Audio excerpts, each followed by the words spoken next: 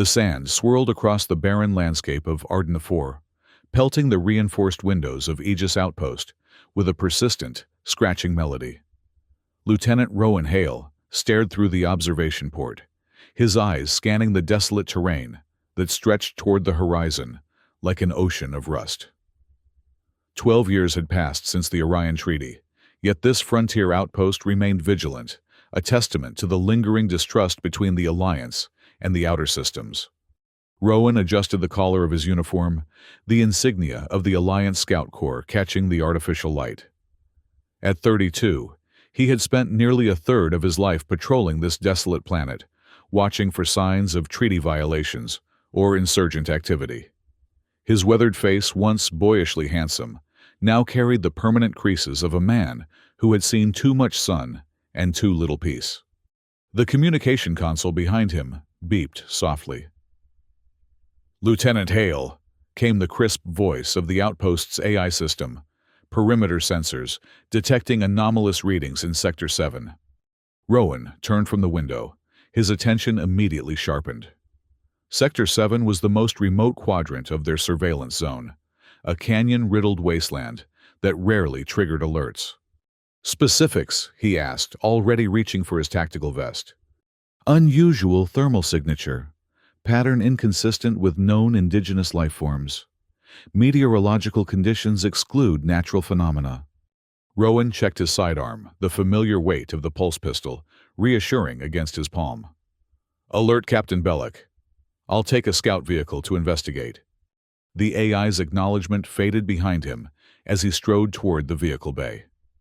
12 years of relative quiet had made many of his fellow officers complacent, but Rowan maintained the vigilance that had kept him alive during the war.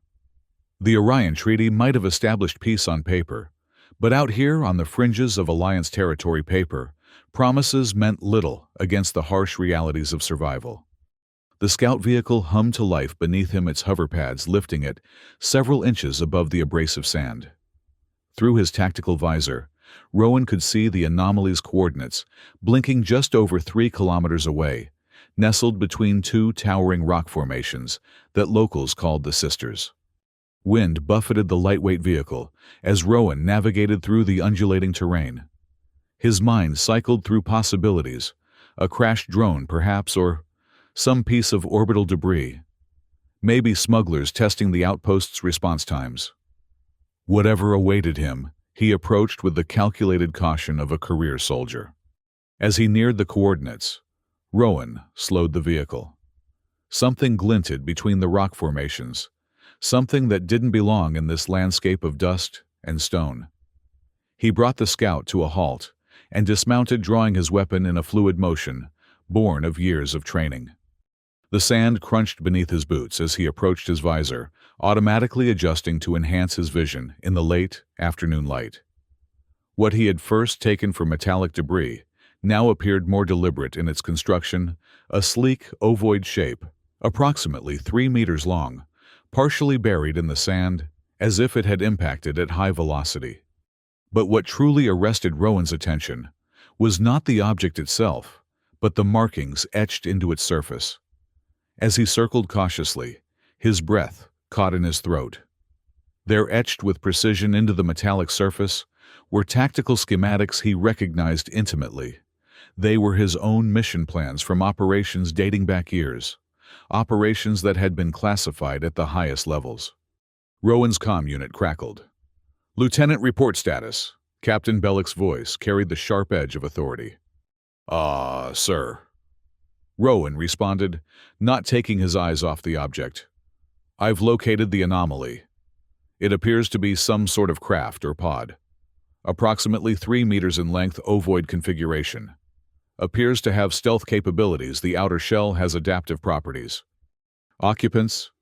Rowan circled further, finding what appeared to be a sealed hatch or entry point. "Unknown at this time. Request permission to attempt access." A pause. "Negative, Lieutenant. Maintain perimeter. I'm dispatching a containment team." "Sir, there's something else." Rowan hesitated, trying to make sense of what he was seeing. "The craft has markings, Tactical schematics that match my own mission parameters from previous operations. The silence that followed lasted long enough for Rowan to wonder if the transmission had been lost. "Stand by, Lieutenant. Do not approach further. Containment Team ETA 12 minutes. But something drew Rowan closer, a soldier's instinct that had saved his life more times than he could count. The surface of the craft seemed to ripple slightly, like the surface of water disturbed by a gentle breeze. As he watched, a seam appeared along one side, widening slowly. Protocol demanded he retreat to a safe distance and await reinforcements. Logic screamed caution. Yet Rowan found himself stepping forward, weapon raised, driven by a compulsion he couldn't name. The hatch opened completely, releasing a brief hiss of equalized pressure. Steeling himself, Rowan peered inside. A woman lay unconscious within her body, secured in what appeared to be a form-fitting harness. Her skin was a pale blue, the distinctive mark of the Cerulean people, one of the Alliance's most bitter enemies during the war. Her features were delicate, almost fragile-looking, with high cheekbones and a small, straight nose. Dark hair framed her face in an asymmetrical style that Rowan recognized as popular among the outer colonies. But it was not her appearance that sent a chill down Rowan's spine.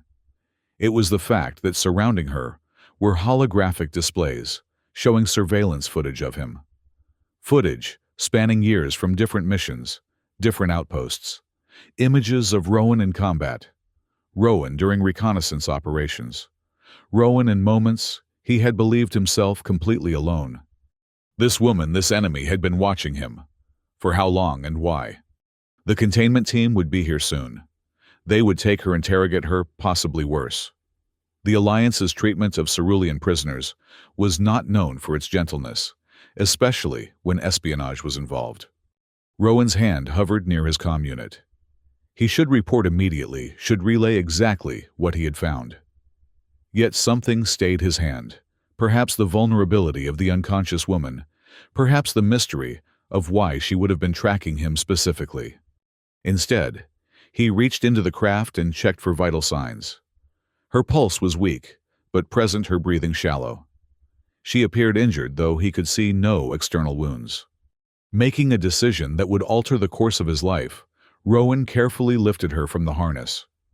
If he was going to get answers, he needed her alive and capable of providing them.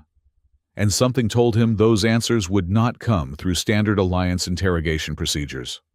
As he carried her toward the scout vehicle, her eyelids fluttered briefly. For just an instant, her eyes opened, irises so dark blue they were almost black, and seemed to focus directly on him with a flash of recognition. Then she slipped back into unconsciousness, leaving Rowan with the unsettling feeling that despite having never seen her before, she knew him intimately. The containment team would be arriving soon. With the Cerulean woman secured in his vehicle, Rowan made a split-second decision. He reached back into the craft and activated what appeared to be a self-destruct sequence common in stealth vessels. Then, he programmed his scout for maximum speed back to the outpost. As the rocks called the sisters faded behind him, Rowan heard the muffled thump of an explosion. The evidence was gone. Now all that remained was the mysterious blue woman who carried his secrets and perhaps the answers to questions he hadn't even thought to ask. The medical wing of Aegis Outpost hummed with equipment and whispered conversations. Behind the observation glass, Rowan watched as Dr. Amira Sato conducted her examination of the still unconscious Cerulean woman. Captain Belloc stood beside him, arms folded across his broad chest, his expression unreadable. "You're certain the craft was destroyed?" Belloc asked, his eyes never leaving the examination room. "Yes, sir," Rowan replied. "Self-destruction sequence. Standard protocol for their stealth technology. Nothing salvageable." Belloc's jaw tightened almost imperceptibly. "And you neglected to mention the tactical schematics in your official report." It wasn't a question. Rowan felt a trickle of cold sweat down his spine, but maintained his composure. "I wanted to verify the information first, sir. Many of the markings were damaged in the crash. I couldn't be certain what I was seeing." The captain turned to face him fully, his pale eyes searching Rowan's face. 12 years at this outpost, Lieutenant. You've never filed an incomplete report. First time for everything, sir. The tension between them stretched like a wire pulled taut, ready to snap. Then Dr. Sato's voice came through the communication system, breaking the moment. Captain Lieutenant, you might want to see this. Inside the examination room, Dr. Sato had pulled back the medical gown to reveal the cerulean woman's shoulder. There, embedded in the blue skin, was what appeared to be a small metallic device, its surface inscribed with characters in an unfamiliar script. Some kind of implant, Dr. Sato explained, her fingers hovering above, but not touching the device. It's integrated with her nervous system. I've never seen technology like this. Bellick leaned closer to the glass. Can you remove it? Not without potentially killing her, Dr. Sato replied. At least not until I understand more about how it functions. It appears to be regulating her vital signs somehow. Or it could be a weapon, Bellick mused. A dead man's switch, insurance policy. Rowan found himself studying the woman's face. Despite her unconscious state, there was something strangely peaceful about her expression, as if she were merely sleeping, rather than lying injured in an enemy medical facility. When will she regain consciousness? He asked. Dr. Sato shook her head. Difficult to say. Her physiology is similar to ours, but with significant differences. Her cellular regeneration rate is approximately 3 times that of a standard human, which suggests she should recover quickly. However, there appears to be significant neural activity, despite her unconscious state. It's almost as if what Dr. Bellick prompted. As if she's consciously maintaining the unconscious state, Dr. Sato finished, her brow furrowed. Theoretically impossible, of course. Bellick turned to Rowan. I want you to prepare for interrogation once she wakes. You found her. You'll lead the questioning. Find out why she was tracking you specifically. Sir, Rowan acknowledged with a nod, though internally he questioned the assignment. Typically, intelligence specialists handled prisoner interrogations, not scout officers. As if reading his thoughts, Bellick added, she'll respond better to a familiar face. And if she's been watching you as long as you believe, she may already feel she knows you. We can use that.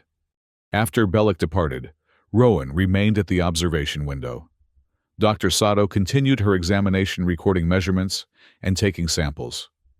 The cerulean woman lay motionless, save for the gentle rise and fall of her chest. What's your name? Rowan whispered, though she couldn't possibly hear him through the glass. And why have you been watching me? 3 days passed with no change in the cerulean woman's condition. Rowan divided his time between his regular duties and visits to the medical wing, drawn by a curiosity he couldn't explain. He reviewed security footage of the examination room, noting how Dr. Sato and her team worked tirelessly to understand the woman's unusual physiology and the mysterious implant. On the 4th morning, Rowan entered the medical wing to find Dr. Sato reviewing data at her workstation. Any change? He asked, the question having become routine. This time, however, Dr. Sato looked up with an expression of guarded excitement. Her neural patterns shifted significantly overnight. I believe she may be approaching consciousness. Rowan moved immediately to the observation window.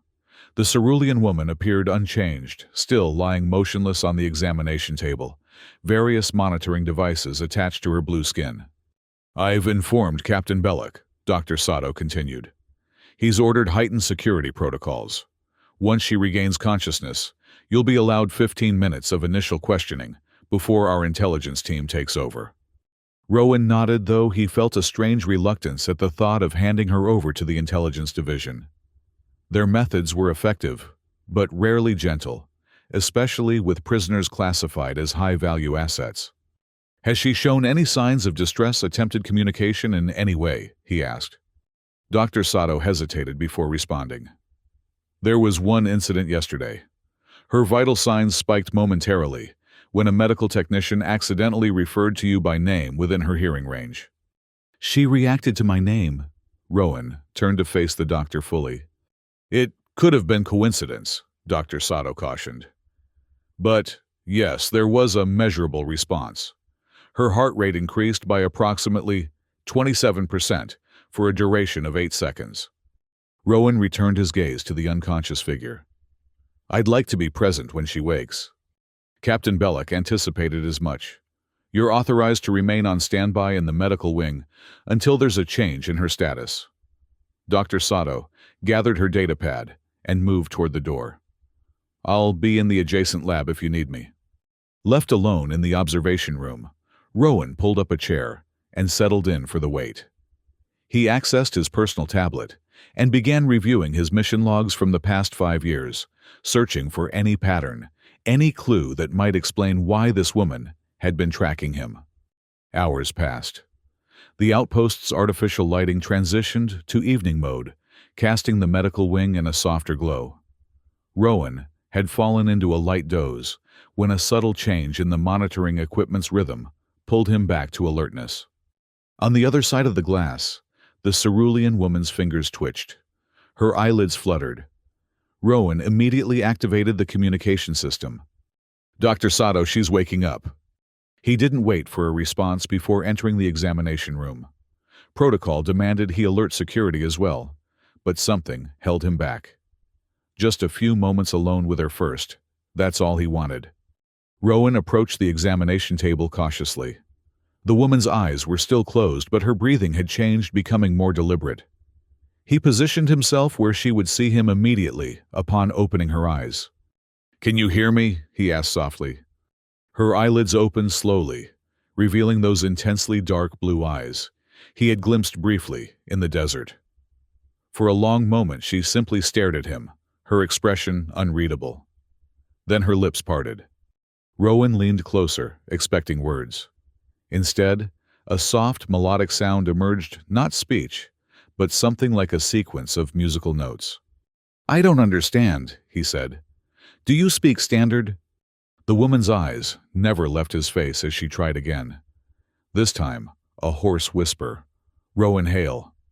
The sound of his name on her lips sent a chill through him. "Yes, I'm Lieutenant Rowan Hale. Who are you? Why were you watching me?" Her brow furrowed slightly, as if she were struggling to process his questions. She lifted a hand weakly, reaching toward him. Instinctively, Rowan stepped back, years of training warning against allowing a prisoner such proximity. The woman's expression shifted, a flash of what might have been disappointment crossing her features.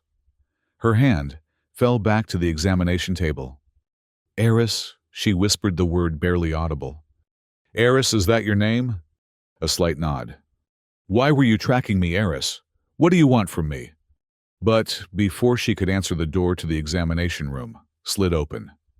Dr. Sato entered, followed by 2 security officers and Captain Belloc. Lieutenant Belloc acknowledged with a nod before turning his attention to the now conscious prisoner. "So, our guest has finally decided to join us." Eris's expression became carefully neutral as she regarded the newcomers. The musical sound emerged from her again, this time with a different, sharper tone.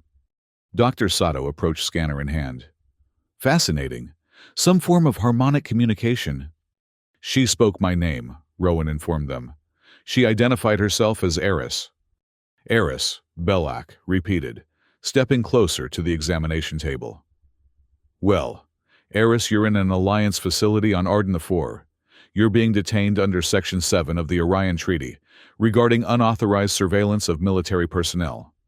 Do you understand the charges against you?" Eris's gaze shifted from Belloc back to Rowan, her eyes seeming to ask a question he couldn't interpret. "Captain," Dr. Sato interjected, "her neural readings suggest she may still be recovering. Complex communication might be difficult." Belloc dismissed the concern with a wave of his hand. "She recognized Lieutenant Hale and identified herself. She's cognizant enough." He turned to Rowan. "You have your 15 minutes, Lieutenant. Get what you can from her." With that, Belloc and one of the security officers withdrew, leaving Rowan with Dr. Sato and the remaining guard. Rowan pulled a chair to the side of the examination table and sat, bringing himself to eye level with Eris. "Let's try again. Why were you watching me? How long have you been tracking my movements?" Eris's lips moved, forming words that emerged as barely more than breath. Protect! Protect! Rowan leaned closer. You were protecting something, or someone sent you to protect something. She shook her head slightly, frustration evident in her expression. Her hand moved again, this time to her throat, where her fingers touched lightly, as if indicating difficulty speaking. Dr. Sato stepped forward with a scanner. Her vocal cords show signs of atrophy. It's possible she hasn't used them for verbal communication in some time. The harmonic sounds she was making, Rowan suggested. Could that be her normal mode of communication? Possibly. Some cerulean communities developed alternative communication methods during the war to avoid Alliance translation algorithms. Eris was watching this exchange with evident interest, her eyes moving from Rowan to Dr. Sato and back. When Rowan turned his attention to her again, she made a deliberate motion, mimicking writing on a surface. She wants to write, Rowan realized. Doctor, can we get something for her to write with? Dr. Sato hesitated. Captain Bellick's protocol specifically prohibits giving her access to any potential weapons or communication devices. A medical stylus is hardly a weapon, Rowan argued, and we need to understand why she was tracking me. After a moment's consideration, Dr. Sato retrieved a basic stylus and datapad from a nearby cabinet. She adjusted the settings before handing it to Rowan. It's restricted to drawing functions only. No access to communication systems. Rowan placed the datapad on Eris's lap and offered her the stylus. She took it with a steadier hand than he expected, immediately beginning to draw on the screen. Not words as he had anticipated, but a series of symbols and diagrams. Rowan recognized elements of Alliance tactical notation, interspersed with unfamiliar characters that must have been cerulean in origin. What is she drawing? The security officer asked, moving closer to see. Rowan studied the increasingly complex diagram. It looks like some kind of timeline. These are Alliance mission parameters, operation dates. He pointed to a specific symbol. This indicates the Kesselring campaign 3 years ago. I led a reconnaissance team on the outer moon. Eris nodded emphatically, adding another symbol to the diagram. And this, Rowan continued, his voice growing quieter. This represents a tactical vulnerability, a blind spot in our sensor array that we didn't discover until after the mission. He looked up at her, bewildered. How could you possibly know about that? It was classified level 6. Eris set down the stylus and pointed to herself, then to a spot on the diagram representing the vulnerable sensor area. You were there, Rowan asked incredulously. That's impossible. We would have detected any cerulean presence. She shook her head and picked up the stylus again, adding more detail to the diagram. A small figure clearly meant to represent Rowan positioned at the forward observation post. Then a second figure, partially transparent, positioned just behind him. The implication was clear. She had been there undetected within arm's reach of him. Stealth technology, the security officer muttered. Has to be. But Rowan was remembering something else, a moment during that mission, when he had experienced an inexplicable sensation of being watched. He had dismissed it as combat anxiety, the natural hypervigilance of a soldier in hostile territory. Now, looking at Eris's diagram, he wondered if he had sensed her presence on some unconscious level. Why? He asked simply. Why were you there? Why were you watching me? Eris drew another symbol on the pad, a circle with a line through it, then pointed to Rowan and made a sweeping motion with her hand across her throat. Threat assessment, Dr. Sato interpreted. She was evaluating whether you were a threat. But Rowan shook his head. No, that's not it. He looked directly into Eris's dark blue eyes. You weren't assessing a threat. You were preventing one. The slight widening of her eyes told him he was correct. Someone was targeting me during that mission, and you intervened. Eris nodded slowly, her expression solemn. Before Rowan could ask his next question, the door slid open again and Captain Bellick re-entered. Time's up, Lieutenant, he announced. Intelligence team is ready for her now. Rowan stood reluctantly. Sir, We're making progress. She's communicating through diagrams. She's indicated that she may have been protecting Alliance personnel, specifically me, from some kind of threat. Bellick's expression remained skeptical. And you believe her a Cerulean operative with advanced stealth technology, who just happened to crash near our outpost? He shook his head. This is textbook counterintelligence manipulation, Lieutenant. She's playing on your human instinct for gratitude to establish rapport. With respect, sir, I don't think... Your thinking isn't required at this juncture. Lieutenant Bellick cut him off sharply. You've completed your assigned task. Report to your regular duties. The intelligence division will handle things from here. Rowan looked back at Eris, who was watching the exchange, with an intensity that suggested she understood every word. There was something in her eyes, not fear, as he might have expected, but a kind of resigned acceptance. As he turned to leave, she made the musical sound again, this time in a lower register that somehow conveyed urgency. When he hesitated, she quickly wrote something on the datapad and held it up for him to see. A single word: archives. Then the security officers were ushering him out, and the last thing he saw was Eris's face, her eyes following him as the door slid closed between them. The archives section of Aegis Outpost occupied the lowest level, a cavernous space carved directly into the bedrock beneath the surface structures. Here, the history of the Alliance's presence on Arden IV was preserved in various forms: physical documents, data crystals, holographic recordings. The system was largely automated, maintained by a specialized AI with minimal human oversight. Rowan had visited the archives only a handful of times during his years at the outpost, usually to review historical mission parameters for training purposes. Now, as he descended the access stairway, he found himself questioning the impulse that had brought him here. Archives. Eris's hastily written message had been clear. But what did she expect him to find? And was he really going to trust the directive of a Cerulean operative who had been covertly tracking him for years? The logical part of his mind, the disciplined soldier, who had survived a brutal interplanetary war, told him to report the interaction to Captain Bellick immediately.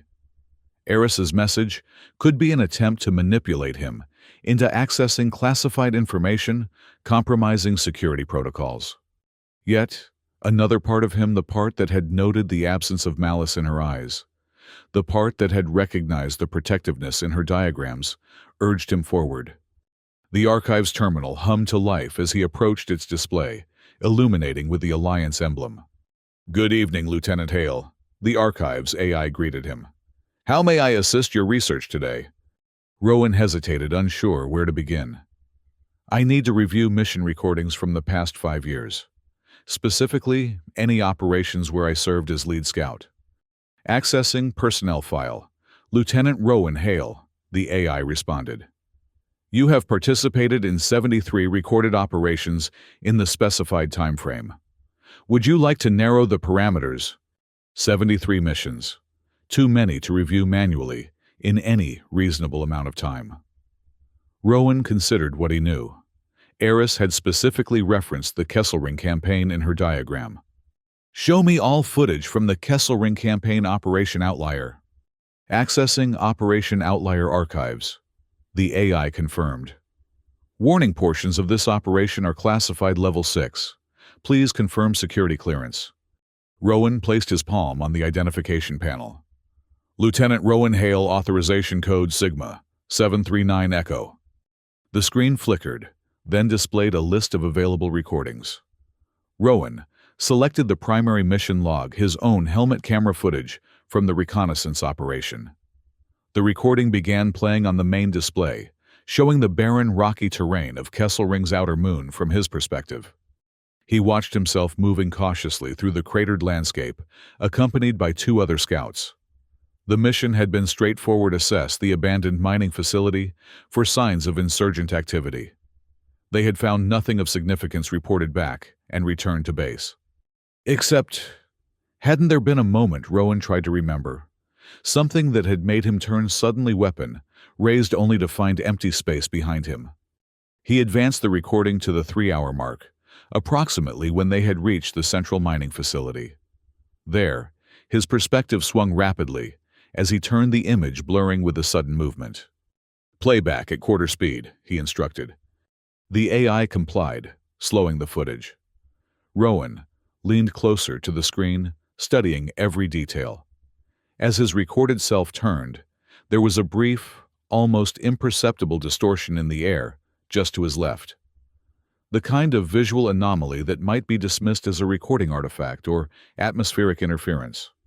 Enhance Section 4B maximum resolution. The image zoomed in, the AI applying filters to clarify the distorted area. For a fraction of a second, something became partially visible, a vague outline that could have been a humanoid figure before it vanished completely. Rowan's heart rate increased. Cross-reference with other recordings from Operation Outlier. Look for similar visual anomalies. The AI processed for several seconds. 4 additional instances identified, displaying chronological sequence. The screen split into multiple panels, each showing a different moment from the operation. In each case, the same type of visual distortion appeared always in Rowan's vicinity, always just out of his direct line of sight. "Stealth technology," Rowan murmured, just as the security officer had suggested. But far more advanced than anything the Alliance had encountered during the war. This wasn't merely camouflage or sensor dampening. This was near-perfect visual invisibility. Eris had been there, shadowing his movements throughout the entire operation. But why? What threat had she been protecting him from? Computer access environmental sensor data from Operation Outlier. Focus on periods immediately following the identified visual anomalies. The AI processed the request. Environmental data accessed. No significant anomalies detected in standard parameters. However, there are several unexplained radiation spikes in the ultra-high frequency band duration, approximately 2.7 seconds each. Location of the radiation spikes. Average distance from your position 47 meters. Direction variable but generally opposing the locations of the visual anomalies. Rowan felt a chill run through him as he processed the implication. Someone else had been there too, someone targeting him from a distance. And Eris had been positioning herself between him and that threat. Computer, compile a list of all operations where I experienced unexplained equipment malfunctions, environmental anomalies, or mission complications. The AI worked silently for nearly a minute, an unusually long processing time that suggested it was sifting through an extensive amount of data. Analysis complete. 27 operations identified with unexplained anomalies directly affecting your mission parameters or personal safety. Display the 3 most recent. The screen changed to show details of 3 separate missions from the past year.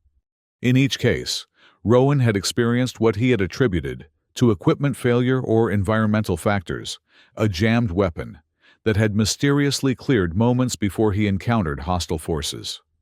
A sudden sensor reading that had prompted him to change course, avoiding what was later discovered to be a concealed explosive device.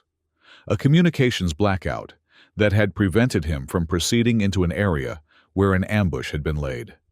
In how many of these incidents were visual anomalies similar to those in Operation Outlier recorded? Visual anomalies matching specified parameters detected in 22 of the 27 incidents. 22 times. For years, this mysterious blue woman had been shadowing him, intervening in ways so subtle he had never noticed, protecting him from threats he had never even been aware of. But why? What possible reason could a Cerulean operative have for protecting an Alliance scout officer? Rowan leaned back from the terminal, his mind racing. The official narrative that had been drilled into every Alliance soldier depicted the Ceruleans as ruthless enemies, genetic offshoots of humanity who had evolved on the water-rich worlds of the Procyon system. Their distinctive blue skin and adaptation to their aquatic environment had made them easily identifiable and targets of discrimination long before the war began. The conflict itself had been portrayed as inevitable, the result of irreconcilable differences in resource allocation and governance philosophy. But Rowan had always sensed there was more to the story than what appeared in Alliance history texts. Computer access historical records regarding initial contact with Cerulean civilization. Accessing historical database, the AI responded. Warning: portions of requested information are classified level 8. Your current clearance is insufficient for complete access. Level 8. That was command staff level clearance far beyond what a lieutenant would normally be granted. Why would basic historical information be so heavily restricted? Show me what you can give in my clearance level. The display filled with a heavily redacted historical timeline. Entire sections were blacked out, leaving only fragments of information visible. The official first contact date was listed, followed by a decade of what were described as diplomatic negotiations before the outbreak of hostilities. But between those events lay vast stretches of redacted material. Computer, who has accessed the complete unredacted version of this historical record within the past year. The AI hesitated before responding, an unusual delay that suggested some internal conflict in its programming. Error: access log information is restricted. Now, that was interesting. Even access logs were classified beyond his reach. Rowan decided to try another approach. Computer, display my complete personnel file. This, at least, he should have full access to. The screen cleared, then displayed his service record, beginning with his enlistment 15 years ago. Again, he noticed areas of redaction, particularly surrounding his initial training period and the circumstances of his first battlefield promotion.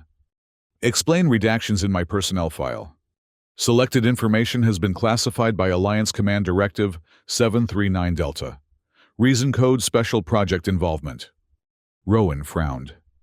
He had never been informed of any involvement in a special project. His career had been straightforward: enlistment, training, battlefield service during the war, and then assignment to Aegis Outpost after the Orion Treaty. Unless... Computer, cross-reference my deployment history with known Cerulean engagement zones during the war. The AI processed for several seconds.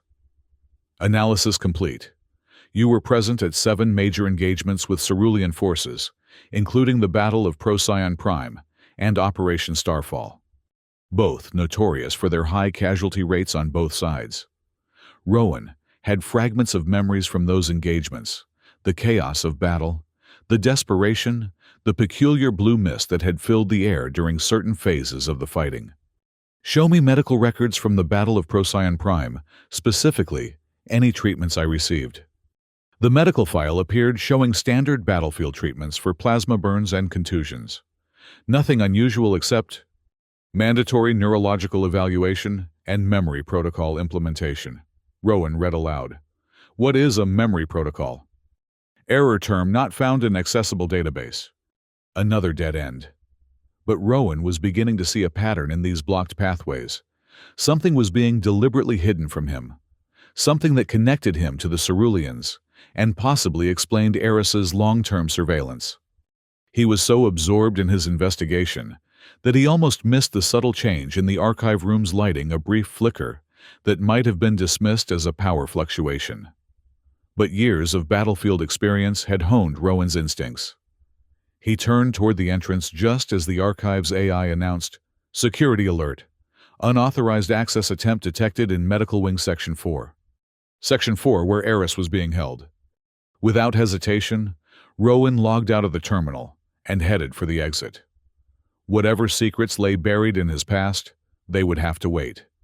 Right now, his instincts told him Eris was in danger, and despite everything rational telling him she was the enemy, he couldn't ignore the mounting evidence that she had spent years protecting him.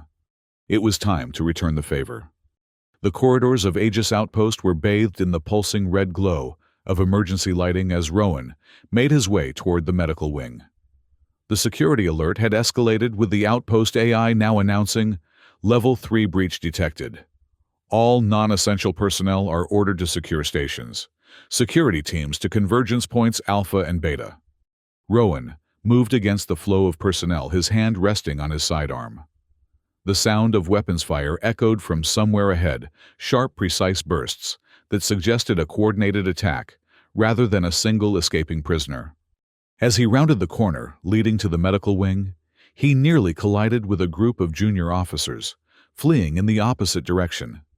"Lieutenant." One of them recognized him. "Medical wing is compromised. Multiple hostiles with advanced weaponry. Captain Belak ordered immediate evacuation of all non-combat personnel." "What about the prisoner?" Rowan demanded. "The Cerulean woman." "Intelligence was mid-transfer when the attack hit. Don't know her status." "Mid-transfer." Belak must have decided to move Eris to a more secure facility for extended interrogation. The timing of the attack couldn't be coincidence. "Get to your designated secure area," Rowan ordered the junior officers. "I'm proceeding to assess the situation." They didn't question him, continuing their retreat as Rowan pressed forward. The sounds of combat grew louder as he approached the medical wing entrance. Through the reinforced viewports, he could see flashes of weapons fire and the shadowy movements of combatants. Drawing his pulse pistol, Rowan keyed in his security override at the door panel. It slid open just enough for him to slip through before sealing behind him. The scene inside was one of controlled chaos. Medical equipment lay shattered and scorch marks from energy weapons scarred the walls. 3 Alliance security officers were positioned behind overturned equipment, exchanging fire with unseen attackers around a corner. Rowan took cover behind a support column and called out, "Status report." One of the officers glanced his way. "Lieutenant Hale. At least 5 hostiles, possibly more. Advanced stealth tech similar to the prisoner's craft. They breached through the exterior wall of Examination Room 3. The prisoner. Intelligence team was moving her when the attack hit. Last I saw, they retreated toward the secondary medical bay with her." The secondary medical bay was located 2 levels below, connected by a dedicated emergency lift designed for evacuating critical patients during security breaches. If the intelligence team had managed to get Eris there, they would likely be preparing for immediate off-site transport. "Cover me," Rowan ordered. "I'm proceeding to the emergency lift." "Sir," Captain Belak ordered. "I'm countermanding that order," Rowan interrupted. "Hold position and maintain suppressing fire." Before the officer could protest further, Rowan darted from his cover, moving in a rapid crouch toward the corridor leading to the emergency lift. A burst of energy fire sizzled past his shoulder, close enough that he felt the heat through his uniform. He returned fire without slowing his shots, disappearing into the seemingly empty space where the attackers must be positioned. As he reached the corridor junction, something shimmered in the air before him, a distortion, similar to what he had observed in the archive footage, but more pronounced. Acting on instinct, Rowan fired directly at the distortion. There was a sharp crackle of energy, and suddenly, a figure materialized, a humanoid form in sleek, form-fitting armor. Not cerulean as he had expected, but human, the face concealed behind an opaque tactical visor. The figure staggered backward from the impact of Rowan's shot, their stealth system apparently compromised. Before they could recover, Rowan closed the distance and struck with precision, targeting the vulnerable joint at the neck, where the armor connected to the helmet. The attacker collapsed unconscious, or possibly dead. Rowan had no time to check. He appropriated the fallen enemy's weapon, an advanced model pulse rifle, not standard Alliance issue, and continued toward the emergency lift. The corridor showed signs of a fighting retreat, scorch marks, discarded equipment, a smear of what might have been blood along one wall. The lift itself stood open, its interior lights flickering erratically. A dead Alliance security officer lay half inside the lift, apparently caught in the door during the attack. With grim determination, Rowan stepped over the body and into the lift, hitting the control for the lower level. The doors slid closed, and the lift began its descent.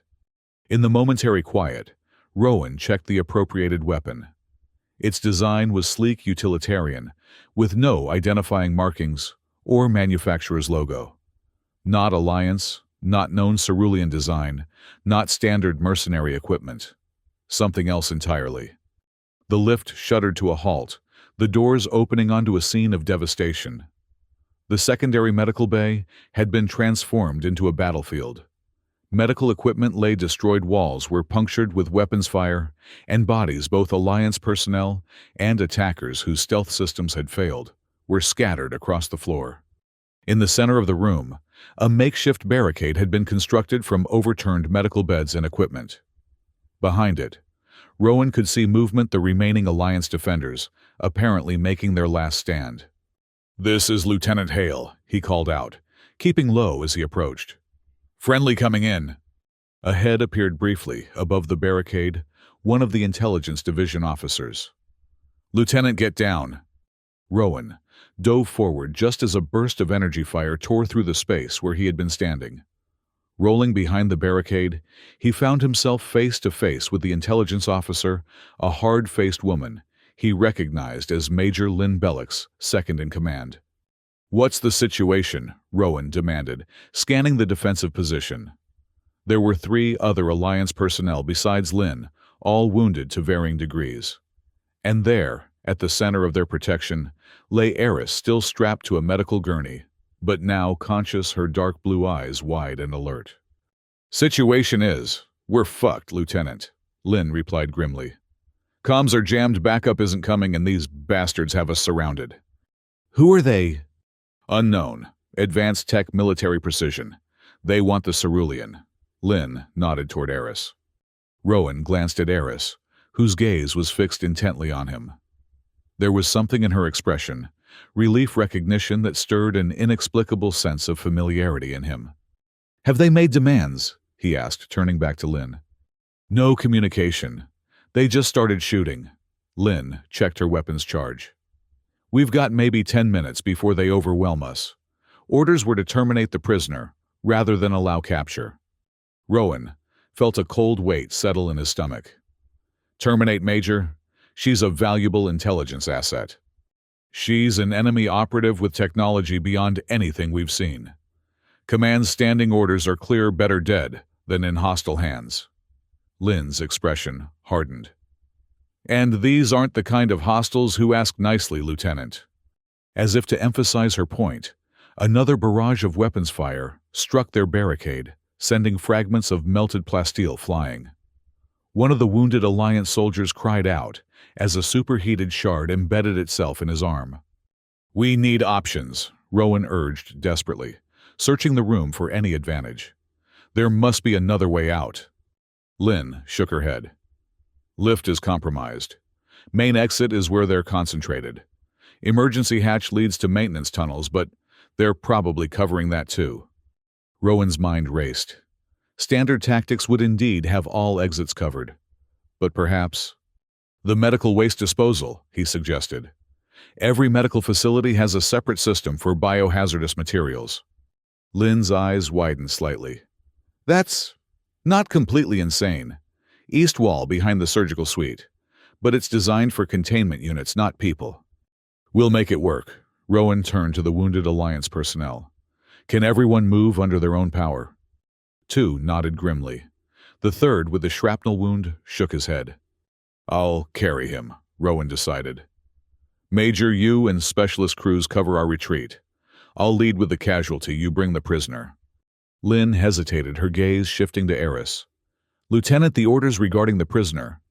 "Can be followed if we have no other choice," Rowan interrupted. "But right now, our priority is survival, and the potential intelligence she represents." "Understood." After a tense moment, Lynn nodded. "Understood, Lieutenant." Rowan moved to Eris's gurney and began unfastening the restraints. As her right arm came free, her hand immediately moved to grasp his wrist. The touch sent an inexplicable jolt through him, not unpleasant, but startling in its intensity. Their eyes met, and Eris whispered, "Caution, not what they seem." Before Rowan could ask what she meant, another volley of weapons fire struck the barricade, this time punching through in several places. One of the Alliance specialists fell backward, a smoldering hole in his chest. "Move now!" Lynn shouted, returning fire through the gaps in their failing defense. Rowan helped Eris from the gurney. She was unsteady, but managed to stand leaning heavily against him. He guided her toward the wounded soldier, whom he lifted in a fireman's carry. "Stay close," he instructed Eris, unsure if she fully understood. But she nodded, her expression resolute. Together, they began their desperate retreat toward the surgical suite and the potential escape route beyond. Lynn and the remaining specialists provided covering fire, buying precious seconds against the increasingly aggressive assault. The surgical suite was a smaller chamber off the main medical bay, its equipment more specialized and delicate. Much of it had been damaged in the initial attack, creating an obstacle course of twisted metal and shattered glass. Rowan navigated through it as best he could, burdened by the wounded soldier on his shoulders and concerned for Eris's unsteady progress behind him. "There," he said, spotting the medical waste disposal unit built into the eastern wall. It was essentially a reinforced chute leading to the outpost's waste processing facility, designed to handle sealed containers of biohazardous materials. Normally, it would be far too small for a human to pass through.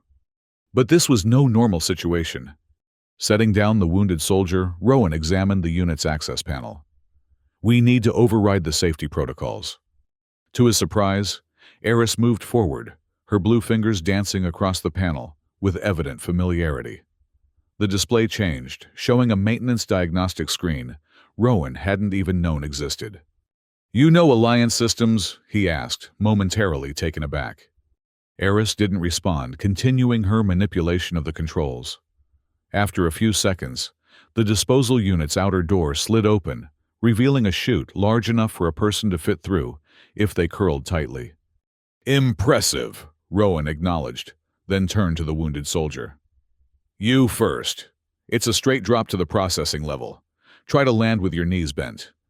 The soldier nodded grimly, then hauled himself to the chute entrance. With a last look back, he disappeared into the darkness. Eris was next, pausing only briefly at the entrance. Her eyes met Rowan's again, and she spoke a single word: trust. Then she too was gone, sliding into the unknown below. Rowan moved to the surgical suite entrance where Lynn and the specialist were still holding off the attackers. "Major extraction route is open." Lynn glanced back, her face streaked with sweat and grime. "Go Cruz and I will cover—" Her words were cut short as a precision shot penetrated the dwindling barricade, striking her directly in the chest. She fell backward, her expression frozen in surprise. "Major." The remaining specialist, Cruz, turned to check on her, a fatal mistake. The next shot took him in the head, ending his life instantly. Rowan found himself alone, the only thing between the attackers and the escape route. Taking cover behind a surgical console, he fired the appropriated pulse rifle in controlled bursts, targeting the distortions in the air that betrayed the positions of the stealth-equipped assailants. One materialized as their system failed, then another. But for each one that became visible, Rowan sensed there were two more still hidden, advancing relentlessly. A decision crystallized in his mind. He couldn't stop them, couldn't hold this position indefinitely. But he could buy time for Eris and the wounded soldier to escape. Setting the pulse rifle to overload a desperate measure that would turn the weapon into a makeshift bomb, Rowan placed it strategically by the entrance to the surgical suite. Then, firing his sidearm to provide cover, he retreated to the waste disposal unit. As he prepared to enter the chute, movement caught his eye, a ripple in the air just inside the surgical suite. One of the attackers had breached his perimeter. There was no time left. Rowan fired one last shot, not at the approaching figure, but at the overloading pulse rifle. The resulting explosion tore through the surgical suite, the concussive force throwing Rowan backward into the open chute. He tumbled through darkness, bouncing painfully against the sides of the metal shaft. The wound at a dizzying rate around him, until suddenly he emerged into open space, falling the last few meters to land hard on a cushioning surface. Blinking against the pain, Rowan found himself on a pile of discarded medical packaging in the waste processing level. Nearby, the wounded soldier lay groaning, apparently having survived the descent. And there was Eris already on her feet, surveying their surroundings with alert intensity. The processing level was dimly lit, a cavernous space filled with automated sorting equipment and conveyor systems. The air held a sharp antiseptic scent, masking the underlying odors of biological waste. "We need to move," Rowan managed, struggling to his feet. His left side ached, possible broken ribs from the fall, but nothing seemed immediately life-threatening. They'll follow us down. Eris nodded, pointing toward a maintenance access tunnel that led away from the central processing area. She moved to help the wounded soldier, displaying surprising strength as she lifted him partially upright. Rowan took the soldier's other side, and together they made their way into the tunnel. The narrow passage was designed for maintenance drones rather than humans, forcing them to crouch uncomfortably as they progressed. "Where does this lead?" the wounded soldier asked through gritted teeth. "Exterior service access," Rowan replied, recalling the outpost schematics he had studied years ago. "If we can reach it, we might be able to circle around to the vehicle bay."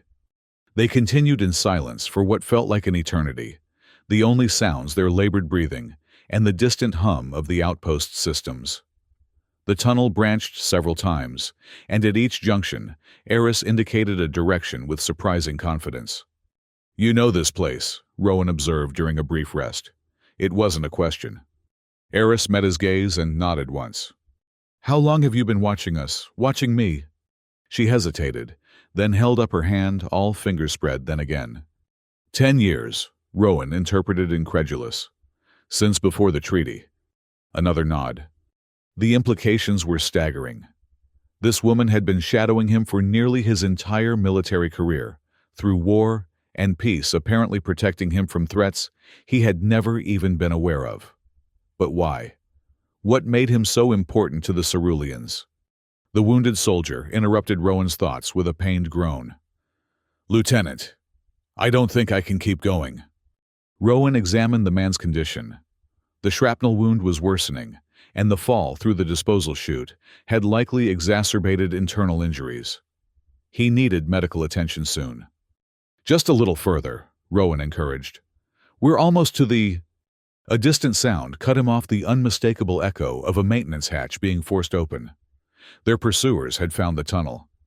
"Go!" the wounded soldier urged, reaching for his sidearm. "I'll delay them." Rowan shook his head. "No man left behind, specialist." "With respect, sir, I'm already gone. Make it count." Before Rowan could protest further, Eris placed a hand on his arm. Her expression conveyed a complex mixture of understanding and urgency. She knew, as Rowan did deep down, that the soldier was right. Staying would mean capture or death for all of them. "What's your name, specialist?" Rowan asked quietly. "Cade, sir. Aaron Cade." "I'll remember," Rowan promised. Then to Eris, "Let's go." They continued down the tunnel, leaving Specialist Cade positioned at a bend, his weapon trained on the passage behind them. The sound of weapons fire erupted minutes later, followed by silence. Rowan grimly pressed on Eris, keeping pace beside him. The tunnel began to slope upward, and soon they reached a maintenance hatch marked with exterior access warnings. "This should lead to the surface near the eastern perimeter," Rowan explained, as he worked the manual release. "If we can reach the vehicle bay." Eris shook her head emphatically, placing her hand over his to stop the hatch opening. She made a series of gestures pointing toward the hatch, then mimicking an explosion. "Trapped," Rowan guessed. "They're waiting for us." She nodded, then indicated an alternative direction, a smaller service duct branching off to their right. "You're sure?" Another nod this time, accompanied by a gesture that seemed to indicate trust or certainty. Despite everything rational telling him not to trust this enigmatic Cerulean woman, Rowan found himself doing exactly that. He followed her lead into the narrow service duct, which proved even more confining than the main tunnel. They were forced to crawl now, making progress painfully slow. After what seemed like hours but was likely only minutes, they reached another hatch. Eris touched it lightly, her head tilted as if listening for something beyond. Apparently satisfied, she began working the manual release mechanism. The hatch opened onto a storm. Night had fallen while they had been fighting for their lives inside the outpost, and a sandstorm had risen with the darkness. Visibility was near zero, the air filled with howling, abrasive particles that stung exposed skin. Perfect cover for their escape, if decidedly uncomfortable. They emerged into a small maintenance alcove on the outpost's exterior wall, partially sheltered from the worst of the storm. Eris pointed toward a vague shape in the distance, what appeared to be one of the outpost's secondary sensor arrays, a structure Rowan knew was approximately half a kilometer from the main facility. That way, he confirmed, raising his voice against the storm's roar. Eris nodded, then reached for his hand. The gesture seemed both practical, to avoid separation in the blinding conditions, and strangely personal. Rowan found himself gripping her slender blue fingers tightly as they ventured out into the tempest. The journey was an exercise in blind determination. The storm obscured all landmarks, reduced the world to a howling void of flying sand and darkness. Rowan kept Eris close, his body instinctively shielding her smaller frame from the worst of the wind. They stumbled frequently on the uneven terrain, relying more on memory and instinct than sight to maintain their course. After what felt like an eternity, the looming shape of the sensor array materialized through the storm. It stood like a skeletal sentinel, its composite materials designed to withstand Arden-the-Thorisch's harsh conditions, while gathering data on the surrounding territory. Eris led him around the base of the structure to a small technical shed used for maintenance equipment. The door yielded to her touch, revealing a cramped interior filled with tools and spare parts. It wasn't much, but it offered shelter from the relentless storm. Once inside, Rowan secured the door and activated his wrist light, illuminating the space with a soft blue glow. Eris stood watching him, her expression unreadable in the dim light. "We should be safe here at least until the storm passes," Rowan said, unsure if she fully understood him. "The sensor shadow from the array should help mask our presence." To his surprise, Eris responded in halting but understandable standard English. "Yes, good hiding place." Rowan stared at her. "You can speak our language." She nodded, touching her throat. "Difficult, not used for talking. The harmonic sounds you were making in the medical bay. Cerulean communication, more efficient." Rowan found a small bench against one wall and sat, suddenly aware of the toll the day's events had taken on his body. Every muscle ached, and the pain in his ribs had settled into a persistent throb. "Why were you watching me?" he asked directly. "All these years. Why me?" Eris moved to sit beside him, her movements graceful despite her evident exhaustion. She seemed to be gathering her thoughts, searching for the right words. "You important," she finally said. "Need protection." "Important to whom? The Ceruleans. I'm just a scout officer." She shook her head, frustrated by the limitations of verbal communication. Then slowly, she reached toward his face. Her fingers hovered near his temple, not quite touching. "May I show you?" Rowan hesitated. Alliance training warned against any form of intimate contact with enemy operatives, standard protocol, against various forms of close-range weapons, or psychological manipulation techniques. But something deeper than training guided his decision. "Yes," he said simply. Her fingertips touched his temple lightly, and the world seemed to shift around him. Images flooded his mind, not like a memory, more immediate, as if he were experiencing them firsthand. He saw himself years younger, in an Alliance medical facility. He was strapped to an examination table, surrounded by equipment he didn't recognize. Figures in medical isolation suits moved around him, manipulating controls, adjusting devices attached to his body. "Subject responding well to initial phase," one of them was saying. "Neural manipulation, consciousness transfer, memory alteration." Eris spoke the words with quiet intensity. Alliance discovered Cerulean mental techniques. Wanted to weaponize. Rowan processed this information, connecting it with the fragments of memory Eris had shown him. "And I discovered this, tried to warn your people." "Yes, you found facility, saw evidence, chose truth over loyalty." Her expression softened. "Brave choice. But I was caught." Rowan continued, piecing together the narrative. "Taken back to Alliance control. And they, what erased my real memories and implanted false ones." Eris nodded grimly. "Made you forget. Made you soldier again. Loyal to Alliance. And you've been watching me ever since." It wasn't a question. "Protecting me from what? The Alliance itself." Special Division, Black Operations. They know what you saw. What you know. She tapped her temple again. Still in there, buried. The enormity of what she was suggesting threatened to overwhelm Rowan. His entire identity, his sense of self, his loyalties, his understanding of the conflict he had served in, all potentially fabricated by Alliance neural manipulation. "Why not just kill me?" he asked bluntly. "If I was such a threat, why go to the trouble of reprogramming me?" Test subject Eris replied. "Valuable, perfect candidate." "Candidate for what?"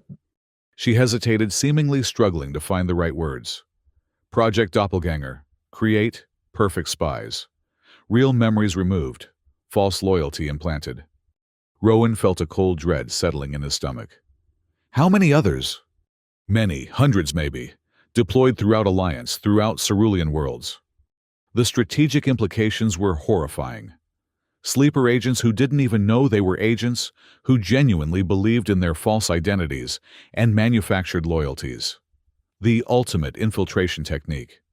And the peace treaty. Rowan asked, thinking of the Orion Treaty that had supposedly ended the conflict 12 years ago. "Cover," Eris said simply. "Allow deployment, long-term infiltration." The war hadn't ended with the treaty. It had merely changed form, becoming more insidious, more deeply embedded in the fabric of both societies. And Rowan, the real Rowan, the one whose memories had been suppressed, had tried to expose it all. "The craft you were in," he said, a new thought occurring to him. "The one with my tactical schematics etched into it. What was that?" "Protection pod," Eris explained. "Records everything, monitors vital signs, allows intervention. You've been living in that thing, following me around the galaxy for years." She nodded, a hint of what might have been embarrassment crossing her features. "My mission. Keep you alive. Protect the truth." "But why crash now? Why reveal yourself after all this time?" Eris's expression grew more serious. "System degrading. Neural connection failing. And they found me. Black Operations Team. Had to warn you." "Warn me about what?" "Final phase beginning. Activating sleeper agents. Preparing for a coup, both sides." Rowan leaned back, trying to absorb the implications. A coordinated action by sleeper agents, within both Alliance and Cerulean power structures, potentially destabilizing both societies simultaneously. The perfect conditions for a resumption of open warfare, but with leadership on both sides compromised from within. "When?" he asked. "Soon. Days, maybe." Eris winced, pressing a hand to her side again. "Need to reach my people, warn them." "And the evidence, the proof of all this?" She tapped her temple once more, then to his surprise reached forward to touch his. "Here, and here. Original memories. Not gone. Buried. Can be recovered." The thought was both terrifying and oddly hopeful. If what she said was true, then somewhere within his mind lay his true identity, his real experiences, his authentic loyalties. Not the construction of Alliance neural engineers, but the man he had actually been. "How do we recover them?" he asked. "Cerulean specialists, medical facility." Eris's eyes held his steadily. "If we survive, if we reach them." A series of large questions remained unaddressed. Who was Rowan Hale really? What had he seen that was so damning to the Alliance? And perhaps most immediately pressing, how would they survive long enough to reach Cerulean territory? But before he could voice any of these questions, a low, pulsing alarm began to sound from somewhere deep within the mining facility. "Proximity alert," Rowan recognized. "The perimeter sensors are still active." He moved quickly to the security console, working to bring the dormant systems back online. After a tense minute, the main display flickered to life, showing external camera feeds. Most were non-functional, covered by sand, or damaged by exposure.